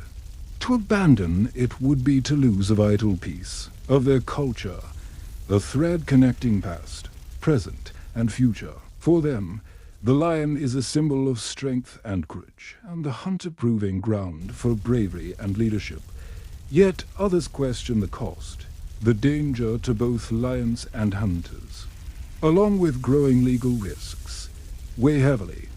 Younger Maasai, exposed to new ideas and global perspectives, begin to reconsider the hunt's place in modern life. Some advocate for alternative rites that honor tradition without bloodshed, seeking balance between respect for nature and cultural preservation. This conflict reveals a tribe at a crossroads, struggling to protect its heritage while adapting to new realities. The lion hunt stands as a powerful symbol of this struggle, a clash between survival and change, pride and preservation. The future of this brutal ritual remains uncertain, its fate tied to how the Maasai reconcile their past with the demands of a modern world as tradition faces transformation. The next chapter will explore the spiritual legacy the lion hunters leave behind, where death, reverence, and ancestral power shape the tribe's soul. For the Maasai, the lion hunt is more than a physical challenge. It is a bridge between the living world and the spirit realm. When a hunter falls in battle, his death is not seen as an end, but as a passage into a revered state. These fallen warriors become ancestral protectors, their spirits watching over the tribe, guarding its people and lands from harm. Their bravery in life transforms into a powerful spiritual presence that guides future generations. The lion itself holds a sacred place in Maasai mythology. It is both feared and honored, embodying strength, courage, and the wild spirit of nature. The lines between predator and protector blur, as lions are seen as messengers of the ancestors and symbols of tribal power. This duality shapes a complex relationship where respect and reverence balance the deadly reality of the hunt. Stories passed down through generations speak of lions as guardians of the tribe's soul, their roars echoing the voices of those who came before. Rituals invoke these spirits, blending the physical and spiritual worlds in ceremonies that honor both man and beast. The hunt becomes a sacred dance, a pact between humans and nature that transcends time. This spiritual legacy reveals the profound cultural meaning woven into the deadly rite. It is a tradition steeped not only in blood and bravery, but in reverence for life, death, and the invisible forces that bind the Maasai to their land and ancestors. As the tribe faces modern challenges, these beliefs remain a powerful anchor shaping identity and honoring a past where courage meets the eternal. The journey through the lion hunter's world closes with this spiritual bond, offering a final glimpse into a culture where death is never final and honor lives on beyond the hunt. Maasai Mysteries, unveiling the dark rituals and harsh traditions of East Africa's fierce warriors. The Maasai are a people defined by their fierce pride and ancient customs, living stretched across the vast plains of Kenya and Tanzania. From a distance, their bright red sugar's cloth wraps that seem to blaze against the endless savanna announce a tribe whose identity is as bold as their colors. But beneath this vibrant surface lies a world shaped by rituals both brutal and sacred, where pain is a language spoken to prove strength, and danger is woven into the path of growing up. For centuries, the Maasai have held tightly to traditions that shock many outsiders. Their society is built on an age-old system dividing life into stages, each marked by rites that demand endurance and courage. Young men must pass through ceremonies that test their bodies and spirits, proving they are ready to carry the tribe's future. This is a culture where manhood is not given but done through trial, often involving piercing pain and deadly risks. Central to the Maasai's identity is their deep connection to cattle. These animals are far more than livestock. They're the heart of social standing, wealth, and spiritual life. Cattle govern relationships, marriages, and alliances, making every animal a symbol of survival and honor. The tribe's rituals often revolve around the care, sacrifice, or protection of these sacred beasts, linking human life intimately to the rhythms of nature.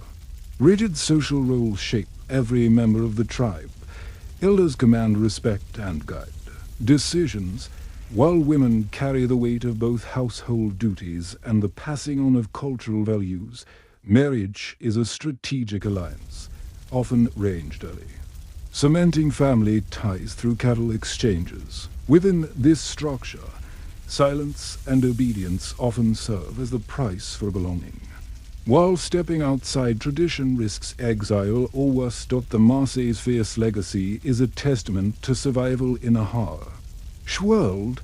Every ritual, every rule reflects centuries of adapting to an unforgiving environment where strength and loyalty determine who lives and who falls.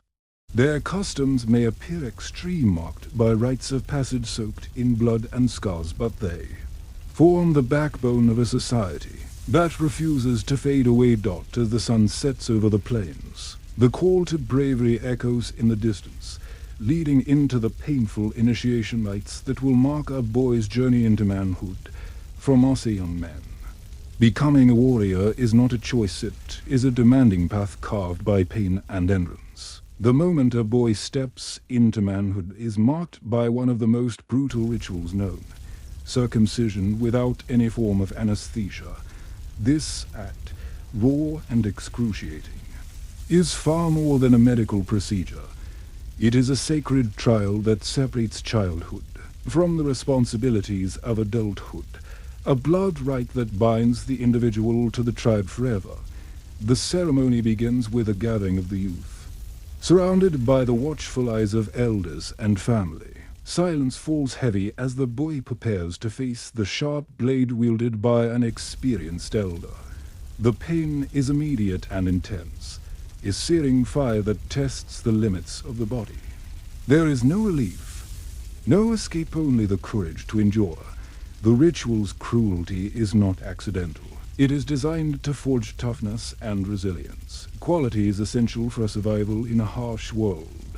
Following the operation, the healing period is itself a trial. Boys must remain silent, showing no sign of weakness or pain. They are confined to a special house called the Manyota, where they are closely watched and cared for by warriors who have already passed through the same ordeal. This time of isolation reinforces discipline and community bonds, while also allowing the young men to reflect on the weight of their new status. The scars left behind are badges of honor, visible reminders of their sacrifice and transformation. Pain, in Maasai culture, is woven into identity. This rite of passage is not simply about physical endurance, it is a spiritual journey. The blood spilled during the ceremony symbolizes life, death, and rebirth within the tribe's ancient beliefs. It is believed that only through such suffering can a boy truly become a warrior, ready to defend his people and their way of life. The ritual confirms his place within the strict age-set system that governs Maasai society, linking him to a generation bound by shared experience and loyalty. Yet this tradition carries deep risks. Infection, lasting trauma, and even death have shadowed this rite for centuries. Despite modern health warnings, many Maasai communities hold fiercely to these customs, seeing them as essential to preserving their culture and honor. The ceremony is both a unifying force and a stark reminder of the brutal costs exacted by tradition. The blood rite of passage is the first step into a world where strength and courage define existence. It is a gateway to the next stage of life, where the young warrior must face even greater challenges: the hunt for lions. A deadly test of bravery that echoes the tribe's fierce spirit and will to survive. Lion hunting was once the ultimate test of bravery among the Maasai, a deadly rite that separated true warriors from mere boys. To face a lion with only a spear and shield demanded not just courage, but a willingness to risk death itself. The hunt was a fierce battle between man and beast, a violent dance where the outcome meant survival or extinction, not just for the hunter, but for the honor of his entire community. This ritual held deep meaning beyond the kill. Slaying a lion proved a warrior's strength and skill, securing his place in the tribe's hierarchy and earning respect from elders and peers alike. Each lion taken was a symbol of protection, believed to guard the community against threats both physical and spiritual. The lion was both enemy and guardian, a creature to be feared, yet essential to the tribe's identity and balance with nature. The hunt was a communal event, filled with songs and chants that honored the courage required to face such a powerful adversary. Warriors moved silently through the savannah, eyes sharp and hearts steady, knowing that a single misstep could be fatal. The lion was a living embodiment of danger, and killing it meant mastering the wild itself. Success brought glory, while failure meant shame, and sometimes death. However, times have changed. As wildlife conservation efforts grow across Kenya and Tanzania, the Maasai's relationship with lions has shifted. Government laws and international pressure have made lion hunting illegal in many areas. Some within the tribe question the future of this ancient rite, torn between preserving tradition and protecting endangered species. The conflict highlights a deep tension between cultural survival and modern ethics. Despite these changes, the symbolism of lion hunting remains powerful. It represents the fierce spirit of the Maasai, the courage to face overwhelming danger, and the responsibility to protect one's people. The ritual's violent nature reflects a complex bond between man and animal, where respect, fear, and dominance are entwined. It is a reminder of a world where life and death walk hand in hand, and where status is carved from the wild. As the Maasai navigate this crossroads, new challenges await. The next rites of passage demand endurance and loyalty in different forms, continuing a legacy of pain and strength that shapes the very soul of this ancient tribe. Maasai women live within a world defined by strict rules and harsh traditions, where loyalty and silence are expected above all else. From a young age, girls are prepared for roles that demand obedience and sacrifice. Early marriage is common, often arranged to strengthen family ties through the exchange of cattle. This early step into adulthood leaves little room for personal choice, binding women tightly to the tribe's expectations. One of the most painful and controversial customs is female genital cutting, a ritual that marks a girl's passage into womanhood. Performed without anesthesia, this practice is deeply rooted in the tribe's ideas of purity, loyalty, and social acceptance. It is believed to prepare girls for marriage and motherhood, controlling sexuality to ensure faithfulness. Yet beneath the surface, the ritual inflicts lasting physical trauma and emotional scars, often endured in silence. Women's voices are often muted in Maasai society. Their value is closely tied to their ability to uphold tradition and bear children, especially sons who will carry on the family name. Refusal to comply with customs can lead to social rejection or worse. This silence preserves community cohesion, but comes at a high cost. Women bear the burden of pain and loss without openly questioning the structures that demand it. Despite these hardships, Maasai women are the keepers of culture. They pass down stories, rituals, and values, ensuring the tribe's survival through generations. Their resilience is woven into every thread of daily life. Even as they navigate tensions between ancient traditions and growing calls for human rights, outside influences challenge these customs, sparking debates about health, freedom, and the future of Maasai womanhood. The harsh realities faced by Maasai women reveal a complex balance between loyalty to tribe and individual suffering. Their experiences expose the deep contradictions within a society striving to hold on to its past while facing an uncertain future. As the tribe moves forward, the question remains, how will the role of women evolve within this fierce and unyielding culture? Within the Maasai community, justice is swift and unforgiving, designed to uphold order through pain and fear.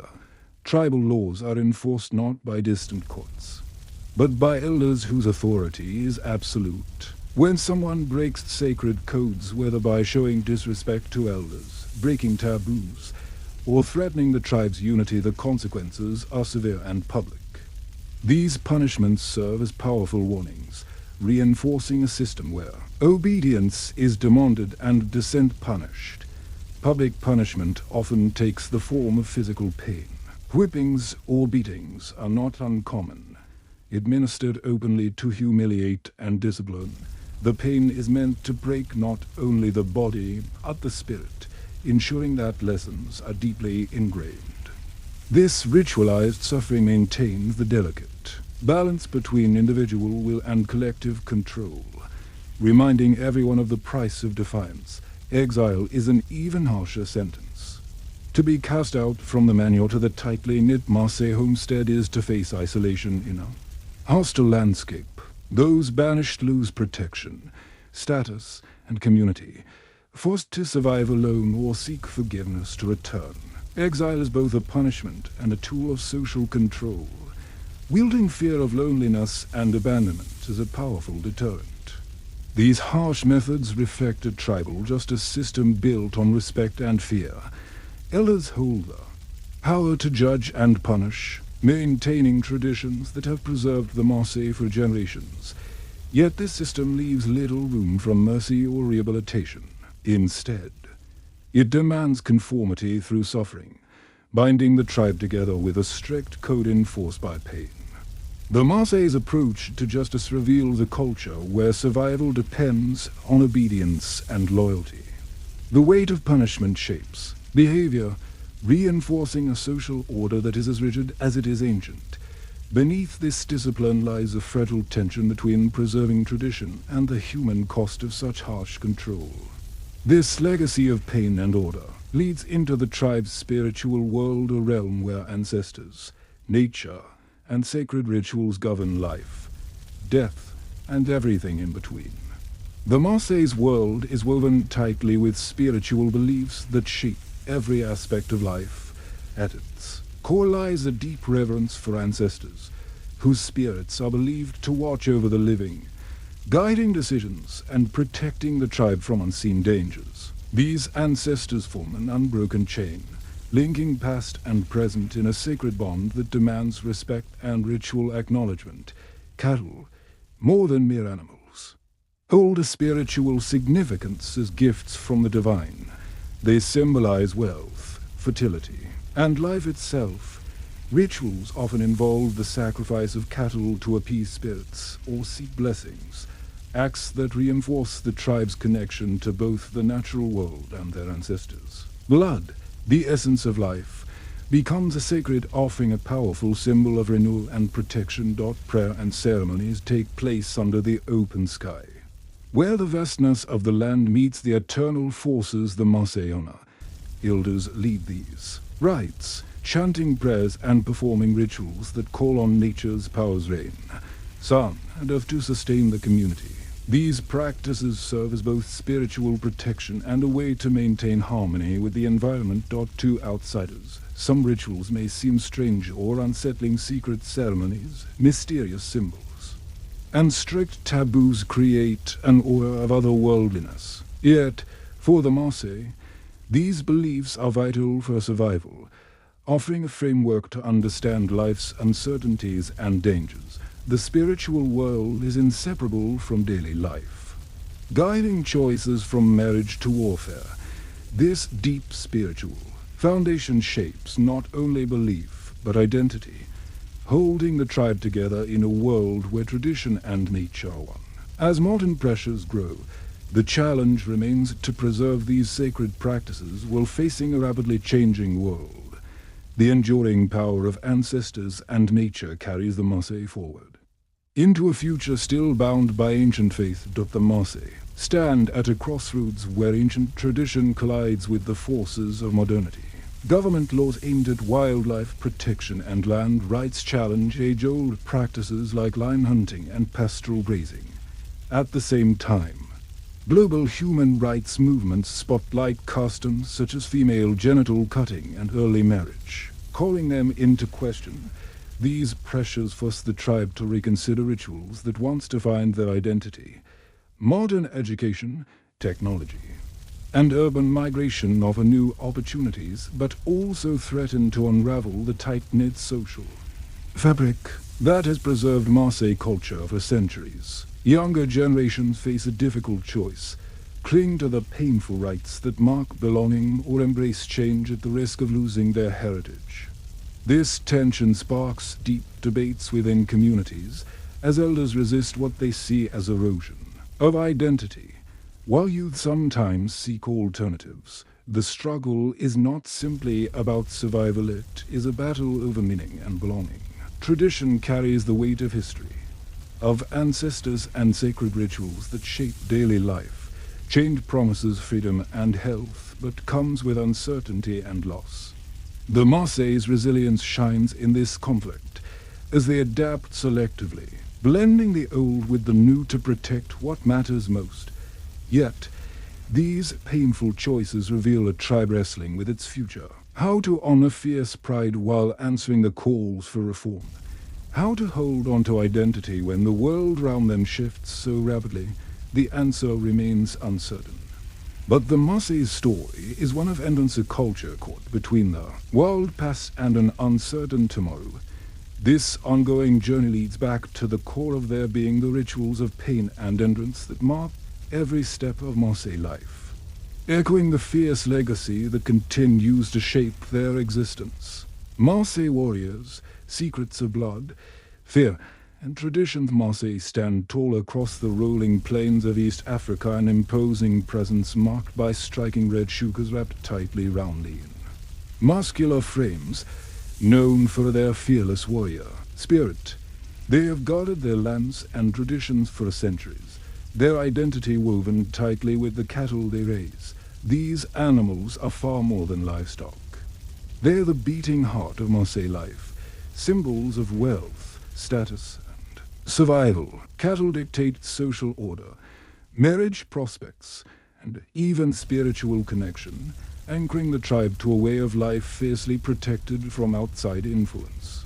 Beneath this proud exterior lies a culture built on endurance and existence, where pain and ritual go hand in hand. To become a warrior, young Maasai boys must undergo brutal initiation ceremonies, rites that test the limits of their bodies and minds. Circumcision without anesthesia is just the beginning, a terrifying passage that demands silence and stoicism. This is not merely a physical trial, but a profound declaration of manhood, courage, and loyalty to the tribe. The blood spilled during these rites is not a sign of weakness, but a badge of honor, proof of the strength required to defend family and community. In Maasai society, suffering is not something to avoid but to embrace. Pain becomes a language, a way to communicate resilience and belonging. Each scar, each wound, each drop of blood marks a step closer to adulthood, a closer bond with the ancestors who once walked these same plains. These rituals shape not only the body but the spirit, forging warriors who carry the weight of centuries on their shoulders. Yet the ceremonies carry a dark edge, one that outsiders rarely glimpse. The initiation pits young men against fear and injury, with consequences that ripple through the tribe. Failure is unthinkable, for it means dishonor and exclusion. The courage demanded by these rites underlines the harsh realities of a culture where survival hinges on strength and unity. Behind the chants and dances lies a society that measures its worth through endurance and sacrifice.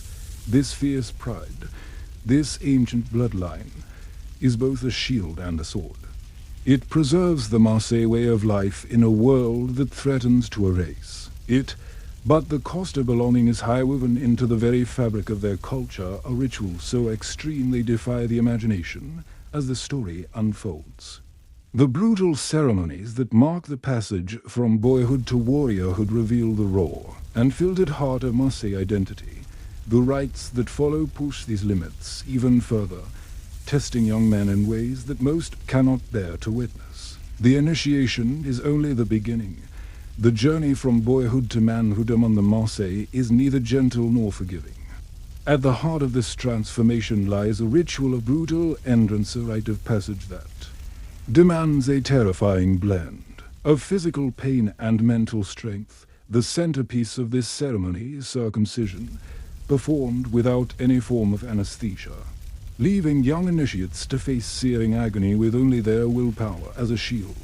The raw pain is relentless, a test not just of flesh but of spirit. Silence is mandated, for to cry out would be to invite shame and disgrace, threatening a lifetime of rejection from the tribe. This grueling ordeal is more than a medical procedure. It is a symbol of courage and resilience, the threshold that separates boys from warriors. The men who endure emerge forever changed, their bodies marked and their souls hardened. Endurance in this ritual is woven tightly into the Maasai's harsh code of honor. Survival depends on it. Those who succeed are celebrated, granted the right to carry the sacred red shuka, to wield the spear, and to claim a place in the warrior's circle. Failure is a fate worse than death. It brings exclusion, stripping young men of their identity and future within the community. But the trials do not end with pain alone. Initiates are subjected to weeks of isolation and fasting, where the mind battles hunger and fear in a barren wilderness of silence. The emotional weight is crushing, as young men confront the specter of death and the unknown. This liminal space between boyhood and manhood is a crucible. Forging a fierce loyalty to tribe and tradition, the ritual's severity reflects a society where strength is survival and weakness is vulnerability. This rite also functions as a brutal social equalizer. Regardless of a boy's family wealth or status, only those who prove themselves in pain and endurance may claim the warrior's respect. It binds the tribe together in shared suffering, a collective proving ground that shapes not only individuals, but the community's future defenders. The rite of passage is as much a test of spirit as it is of body, one that echoes the unforgiving landscape the Maasai call home. Beneath the vivid colors and proud dances, the raw truth remains, this brutal. Initiation is a fierce reminder that in Maasai culture, manhood is earned through pain and perseverance. This harsh tradition reveals the unforgiving rules that govern a warrior's life and death. For the Maasai, the body is a living testament to courage, endurance, and identity. Scarification, the deliberate cutting and carving of the skin stones. As one of the tribe's most striking and painful traditions, these ritual wounds are far more than markings. They are permanent badges of honor, declaring a person's place within the complex social fabric. Each raised line and patterned scar tells a story of bravery, sacrifice, and belonging. Worn openly as a symbol of strength, the process of scarification is both brutal and precise. Sharp blades or stones carve intricate designs into the flesh, creating deep cuts that bleed freely. The wounds are carefully tended with natural substances that encourage the scars to rise, turning raw skin into a permanent, textured map of one's life journey. The pain is excruciating, yet in Maasai culture, this suffering is embraced as a powerful rite of passage. To bear these scars is to prove resilience, to show that pain can be transformed into beauty and respect. Scarification transcends mere aesthetics. It is a declaration of identity. Men and women alike carry these marks, though designs and placements vary by age, status, and achievement for warriors. The scars confirm their hard-earned place as defenders of the tribe. For women, they often signify fertility and social standing. In every case, the scars bind individuals to their ancestors and the spirit world, anchoring them to a heritage where flesh and spirit are inseparable. This tradition reveals a worldview that intertwines pain with pride, where visible wounds become a language of survival.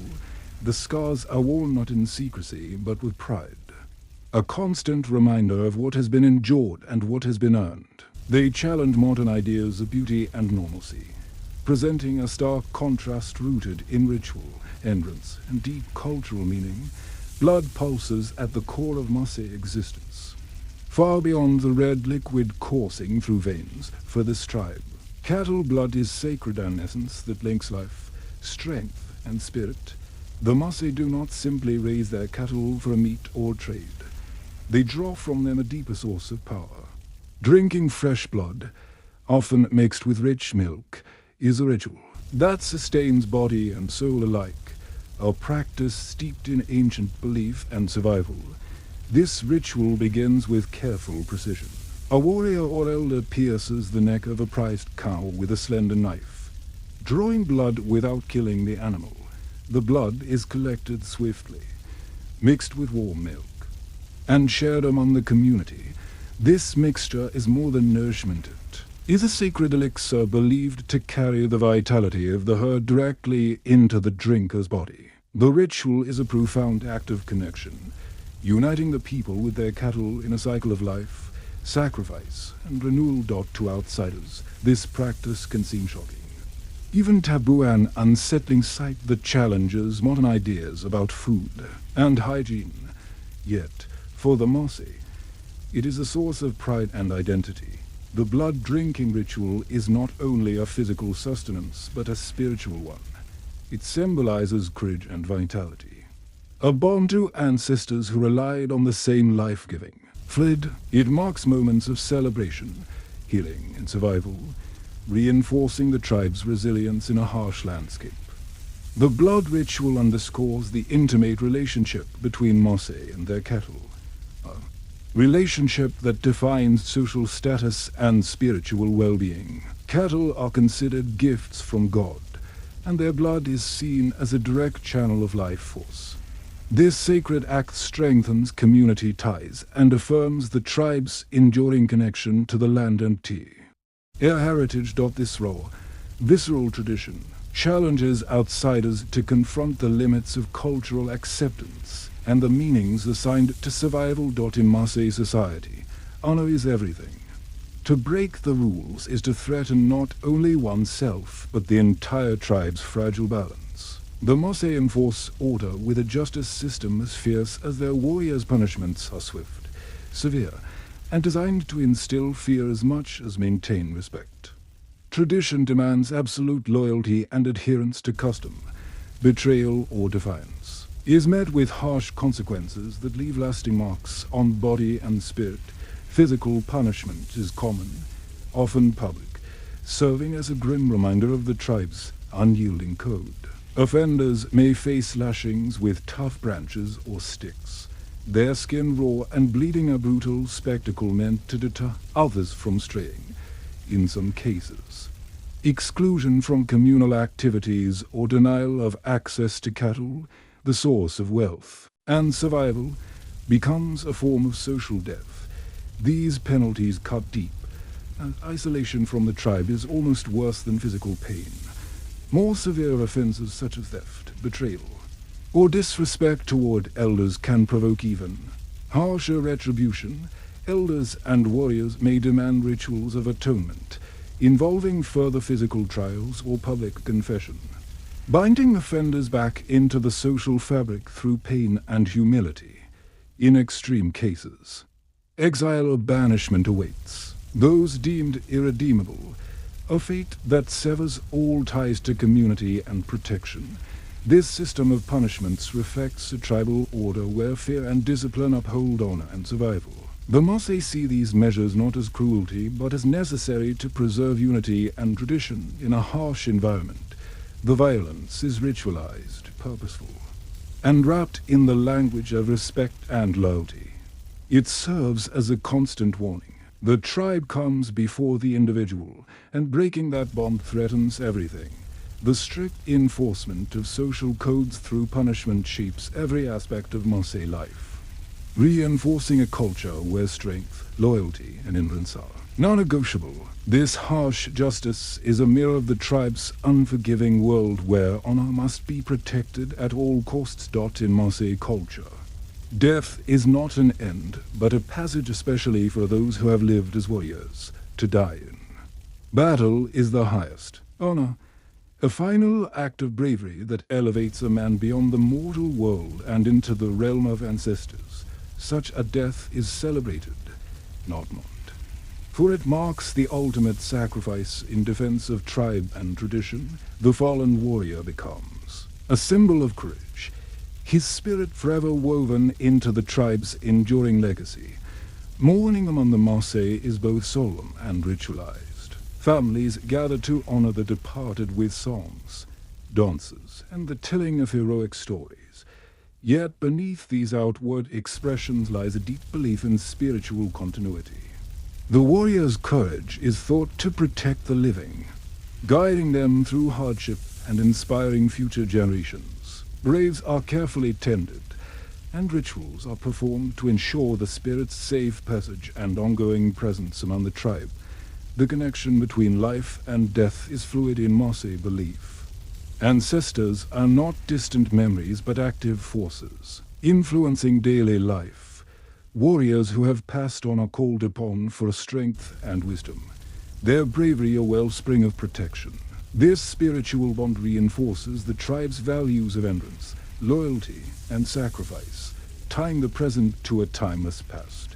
The warrior's legacy shapes Mosse identity, inspiring young men to embrace the harsh rites of passage with courage and resolve. Death in battle is a promise of honor, eternal or final testament that the price of survival is sacrifice. This belief sustains the tribe's fierce pride and unbroken spirit, echoing across generations. As the circle of life continues, the Mosse hold fast to traditions that transform pain and death into power and respect, the brutal rituals, the scars of endurance, and the sacred blood all serve to bind the tribe in an unyielding chain of loyalty and courage, one that continues to define the Mosse to this day. The skull-stretching queens, inside the bizarre beauty and brutality of the Mangbetu tribe in the dense rainforests of Central Africa, where the air hums with insects and ancestral whispers. A people once lived by a beauty standard that defied nature itself. The Mangbetu tribe, known for their artistic brilliance and ruling elite, believed that true nobility could be seen in the shape of the skull. But this was no metaphor. Beauty here was built from bone, twisted, stretched, and shaped from the cradle daughters early as a few weeks old. Mangbetu infants were placed in the hands of their mothers and aunties not for lullabies, but for transformation. Strips of cloth, tight, unrelenting, were wrapped round the soft, pliable heads of the newborns. Over weeks and months, the skulls would grow not upward, but backward, pulled into a striking oval that gave the illusion of otherworldly intellect and power. This ritual, called Lipombo, was not optional for the elite. It was destiny, sculpted in silence to outsiders. It looked almost alien, the elongated skulls, high foreheads, and proud posture that came with them. But to the Mangbetu, this was the mark of civilization, the line between rulers and the ruled. A long skull was not just beautiful, it was sacred. It meant access to wisdom, to music, to royal blood. The longer the skull, the deeper the prestige. Girls with perfect cranial shapes were prized for marriage. Boys were trained for leadership. But the beauty came with pain. As the bone slowly hardened under constant pressure, many children suffered headaches, dizziness, and in some cases, permanent sensitivity. Yet families endured it proudly, convinced that pain was part of transformation, and transformation was part of greatness. The practice didn't stop at the skull. Hairstyles were designed to draw the eye to the elongated head, weaving gravity-defying structures that crowned the woman like living sculptures. Gold wire, ivory pins, and braided designs added layers of symbolic meaning, each hairstyle a silent biography of status, fertility, and strength. These heads were not simply admired, they were feared. They were obeyed. At the center of it all stood the Mangbetu queens, whose skulls rose like thrones above the crowd. They ruled not only with words, but with presence. They were seen as closer to the spirits, their elongated heads believed to give them access to ancestral visions. Whispers followed them, whispers of secret knowledge, of bloodlines that stretched not only the head, but time itself. Colonial missionaries would later call the practice grotesque, and Western influence eventually outlawed it. But in its time, Lipombo was more than a tradition. It was the soul of the Mangbetu identity, a culture written in bone and worn on the face. In the Mangbetu world, manhood was not inherited, it was earned, cut into the skin, drop by drop. Boys approaching adolescence were summoned to face the ritual that would decide their place in the tribe. There were no second chances, no hiding from the blades, only the silence of expectation and the heat of judgment. The elders, faces lined by years and eyes hardened by war and wisdom, stood, watching. Each boy stepped forward to be transformed. The instrument was simple, a thin, sharpened blade, often carved from iron or bone, but its edge carried generations of meaning. With slow, Deliberate strokes, the blade opened the flesh across the chest, the arms, sometimes even the face. Blood ran freely, and the boy was forbidden to flinch. Scaravicatio among the Mangbetu was not merely decorative. Each mark told a story, a life chapter. A test passed, a promise made to the ancestors. The pain was not hidden.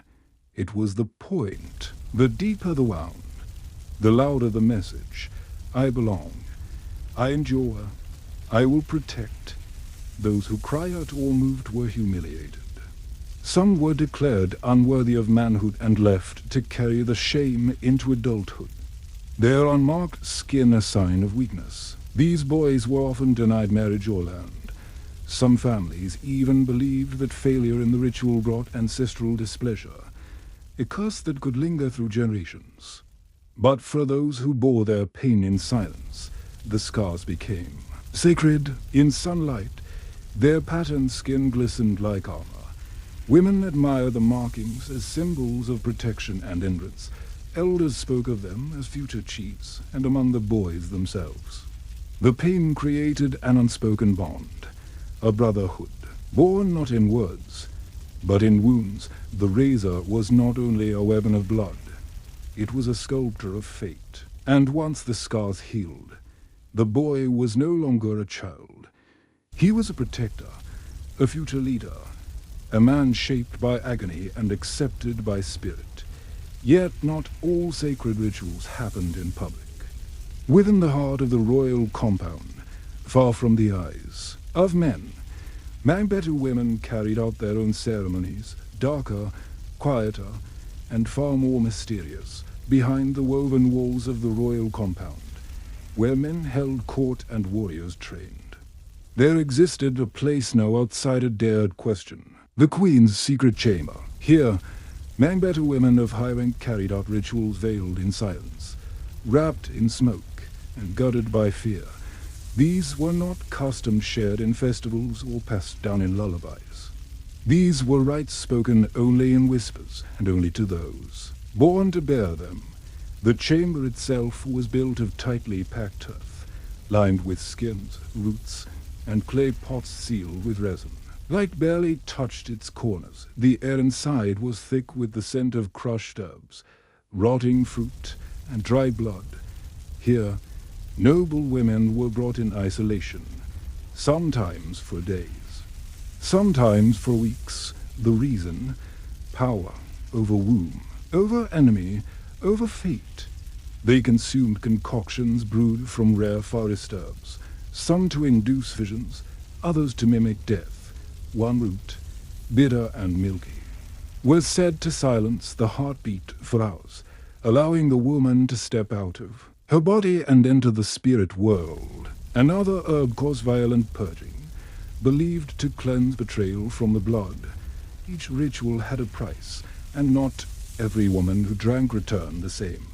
Those who survived gained status beyond beauty. They became spiritual advisors, feared, oracles, and keepers of ancestral secrets. They could bless a birth or curse a rival. They knew which herbs could stop a heartbeat, and which ones could start it again. To cross such a woman was to tempt the shadows. Even kings listened when these women spoke. Even warriors bowed when they passed. But within the chamber, power did not come peacefully. It came through isolation, hallucination, and symbolic poisoning of body and spirit alike. And yet, the body held more than visions for the Mangbetu. Death was not the end, and flesh was more than just flesh. Soon, it would be set aflame, divided, and offered to the ancestors in ceremonies more unsettling still. Among the Mangbetu, death was not departure, it was transformation. The human body, once full of thought, movement, and breath, became something else entirely, a sacred vessel, a bridge between the living and the dead, a source of power that did not disappear, but had to be unlocked, and that unlocking required fire. After a person of status died, mourning did not end with burial. It began with disassembly. Small pieces of the body, locks of hair, clippings of fingernail, sometimes even slivers of bone, were carefully collected. These fragments were wrapped in bark cloth, anointed with crushed herbs, and burned in secret places. The smoke that rose was said to carry the soul upward, turning flesh into memory, and memory into presence. For commoners, the rituals were modest. But for chiefs, queens, and spiritual figures, death was theatrical and unsettling. The body could be divided. Bones kept in huts, skulls buried beneath doorways, ashes mixed into ceremonial drinks. One part of the body might be laid to rest, while another was preserved for ritual consultation, even years later. To keep a piece of the dead was to keep their wisdom alive, and their authority intact. In these ceremonies, the line between reverence and desecration blurred. Fire didn't just purify, it empowered. Families believed that if the remains were not handled correctly, the spirit could become restless, wandering through dreams, punishing the negligent with sickness or misfortune. But if honored properly, the dead could become protectors, whispering, lock into crops, births, and battles. The rituals were not for the faint of heart. To outsiders, they might seem macabre, but for the Mangbetu, they were acts of devotion, sacred gestures that turned decay into strength and made sure that death never truly ended anything. Yet the dead were not only remembered through ash. In the darkest corners of Mangbetu belief, some remnants were carved into instruments, objects that made music not just for celebration, but for calling the dead back into the world. In Mangbetu ritual life, sound was more than celebration. It was summoning. Drums, flutes, and rattles echoed through the forest, not to entertain, but to awaken what could not be seen. Among the most sacred and feared instruments were those made not from wood or hide, but from the remains of the dead. Warrior flutes carved from human femurs produced a haunting, hollow tone, a sound said to travel deeper than their piercing, the veil between the living and the ancestral. Each note carried memory, warning, and presence. The bones used belonged only to the honored, warriors who had died in battle or leaders who were feared in life. To blow through their remains was to borrow their strength. Then came the skull drums, grotesque yet revered, fashioned from hollow craniums stretched with animal skin and adorned with ritual carvings. They were used during war dances and spirit offerings. Each beat was believed to summon protection or even vengeance. They were never left unattended. Only chosen hands could strike them. Only in silence could they be moved. These instruments were not seen as tools, but as vessels. Families guarded them like relics. Some believed they could speak when no one played them. Groaning with ancestral voices in the night, power came at a price, and music came from pain. But as belief clung to bone and rhythm stirred the unseen, the tribe would soon face a silence far more devastating, the slow vanishing of its bloodline, and the secrets buried with it. The songs have grown quieter. The bone flutes lie untouched. Fires once lit for the ancestors now flicker behind plastic walls and concrete roofs. With the arrival of missionaries, colonial rulers, and foreign flags, the Mangbetu people were pushed toward a different future, one that buried the past in silence. The practice of skull shaping was outlawed, scarification banned, sacred drums confiscated or destroyed. Children were taught to forget, to pray in new tongues, to see their old ways as shame. What was once power became taboo. What was once beauty became forbidden. Yet some fragments endure, in hidden huts. Relics are kept beneath woven mats, carved bone, worn cloth. Jars filled with sacred ash, old women still whisper the herbs that call visions. Hunters still mark trees where spirits once walked. The tribe is smaller now, scattered across borders, their rituals fractured and faint. But in the silence, the past grows louder. The bizarre, the brutal, the sacred, all of it survives in memory. In shadow, in story. For those who dare to look back, the Mangbeta bloodline is not truly gone. It waits, beneath skin, beneath earth, beneath fire, to be remembered.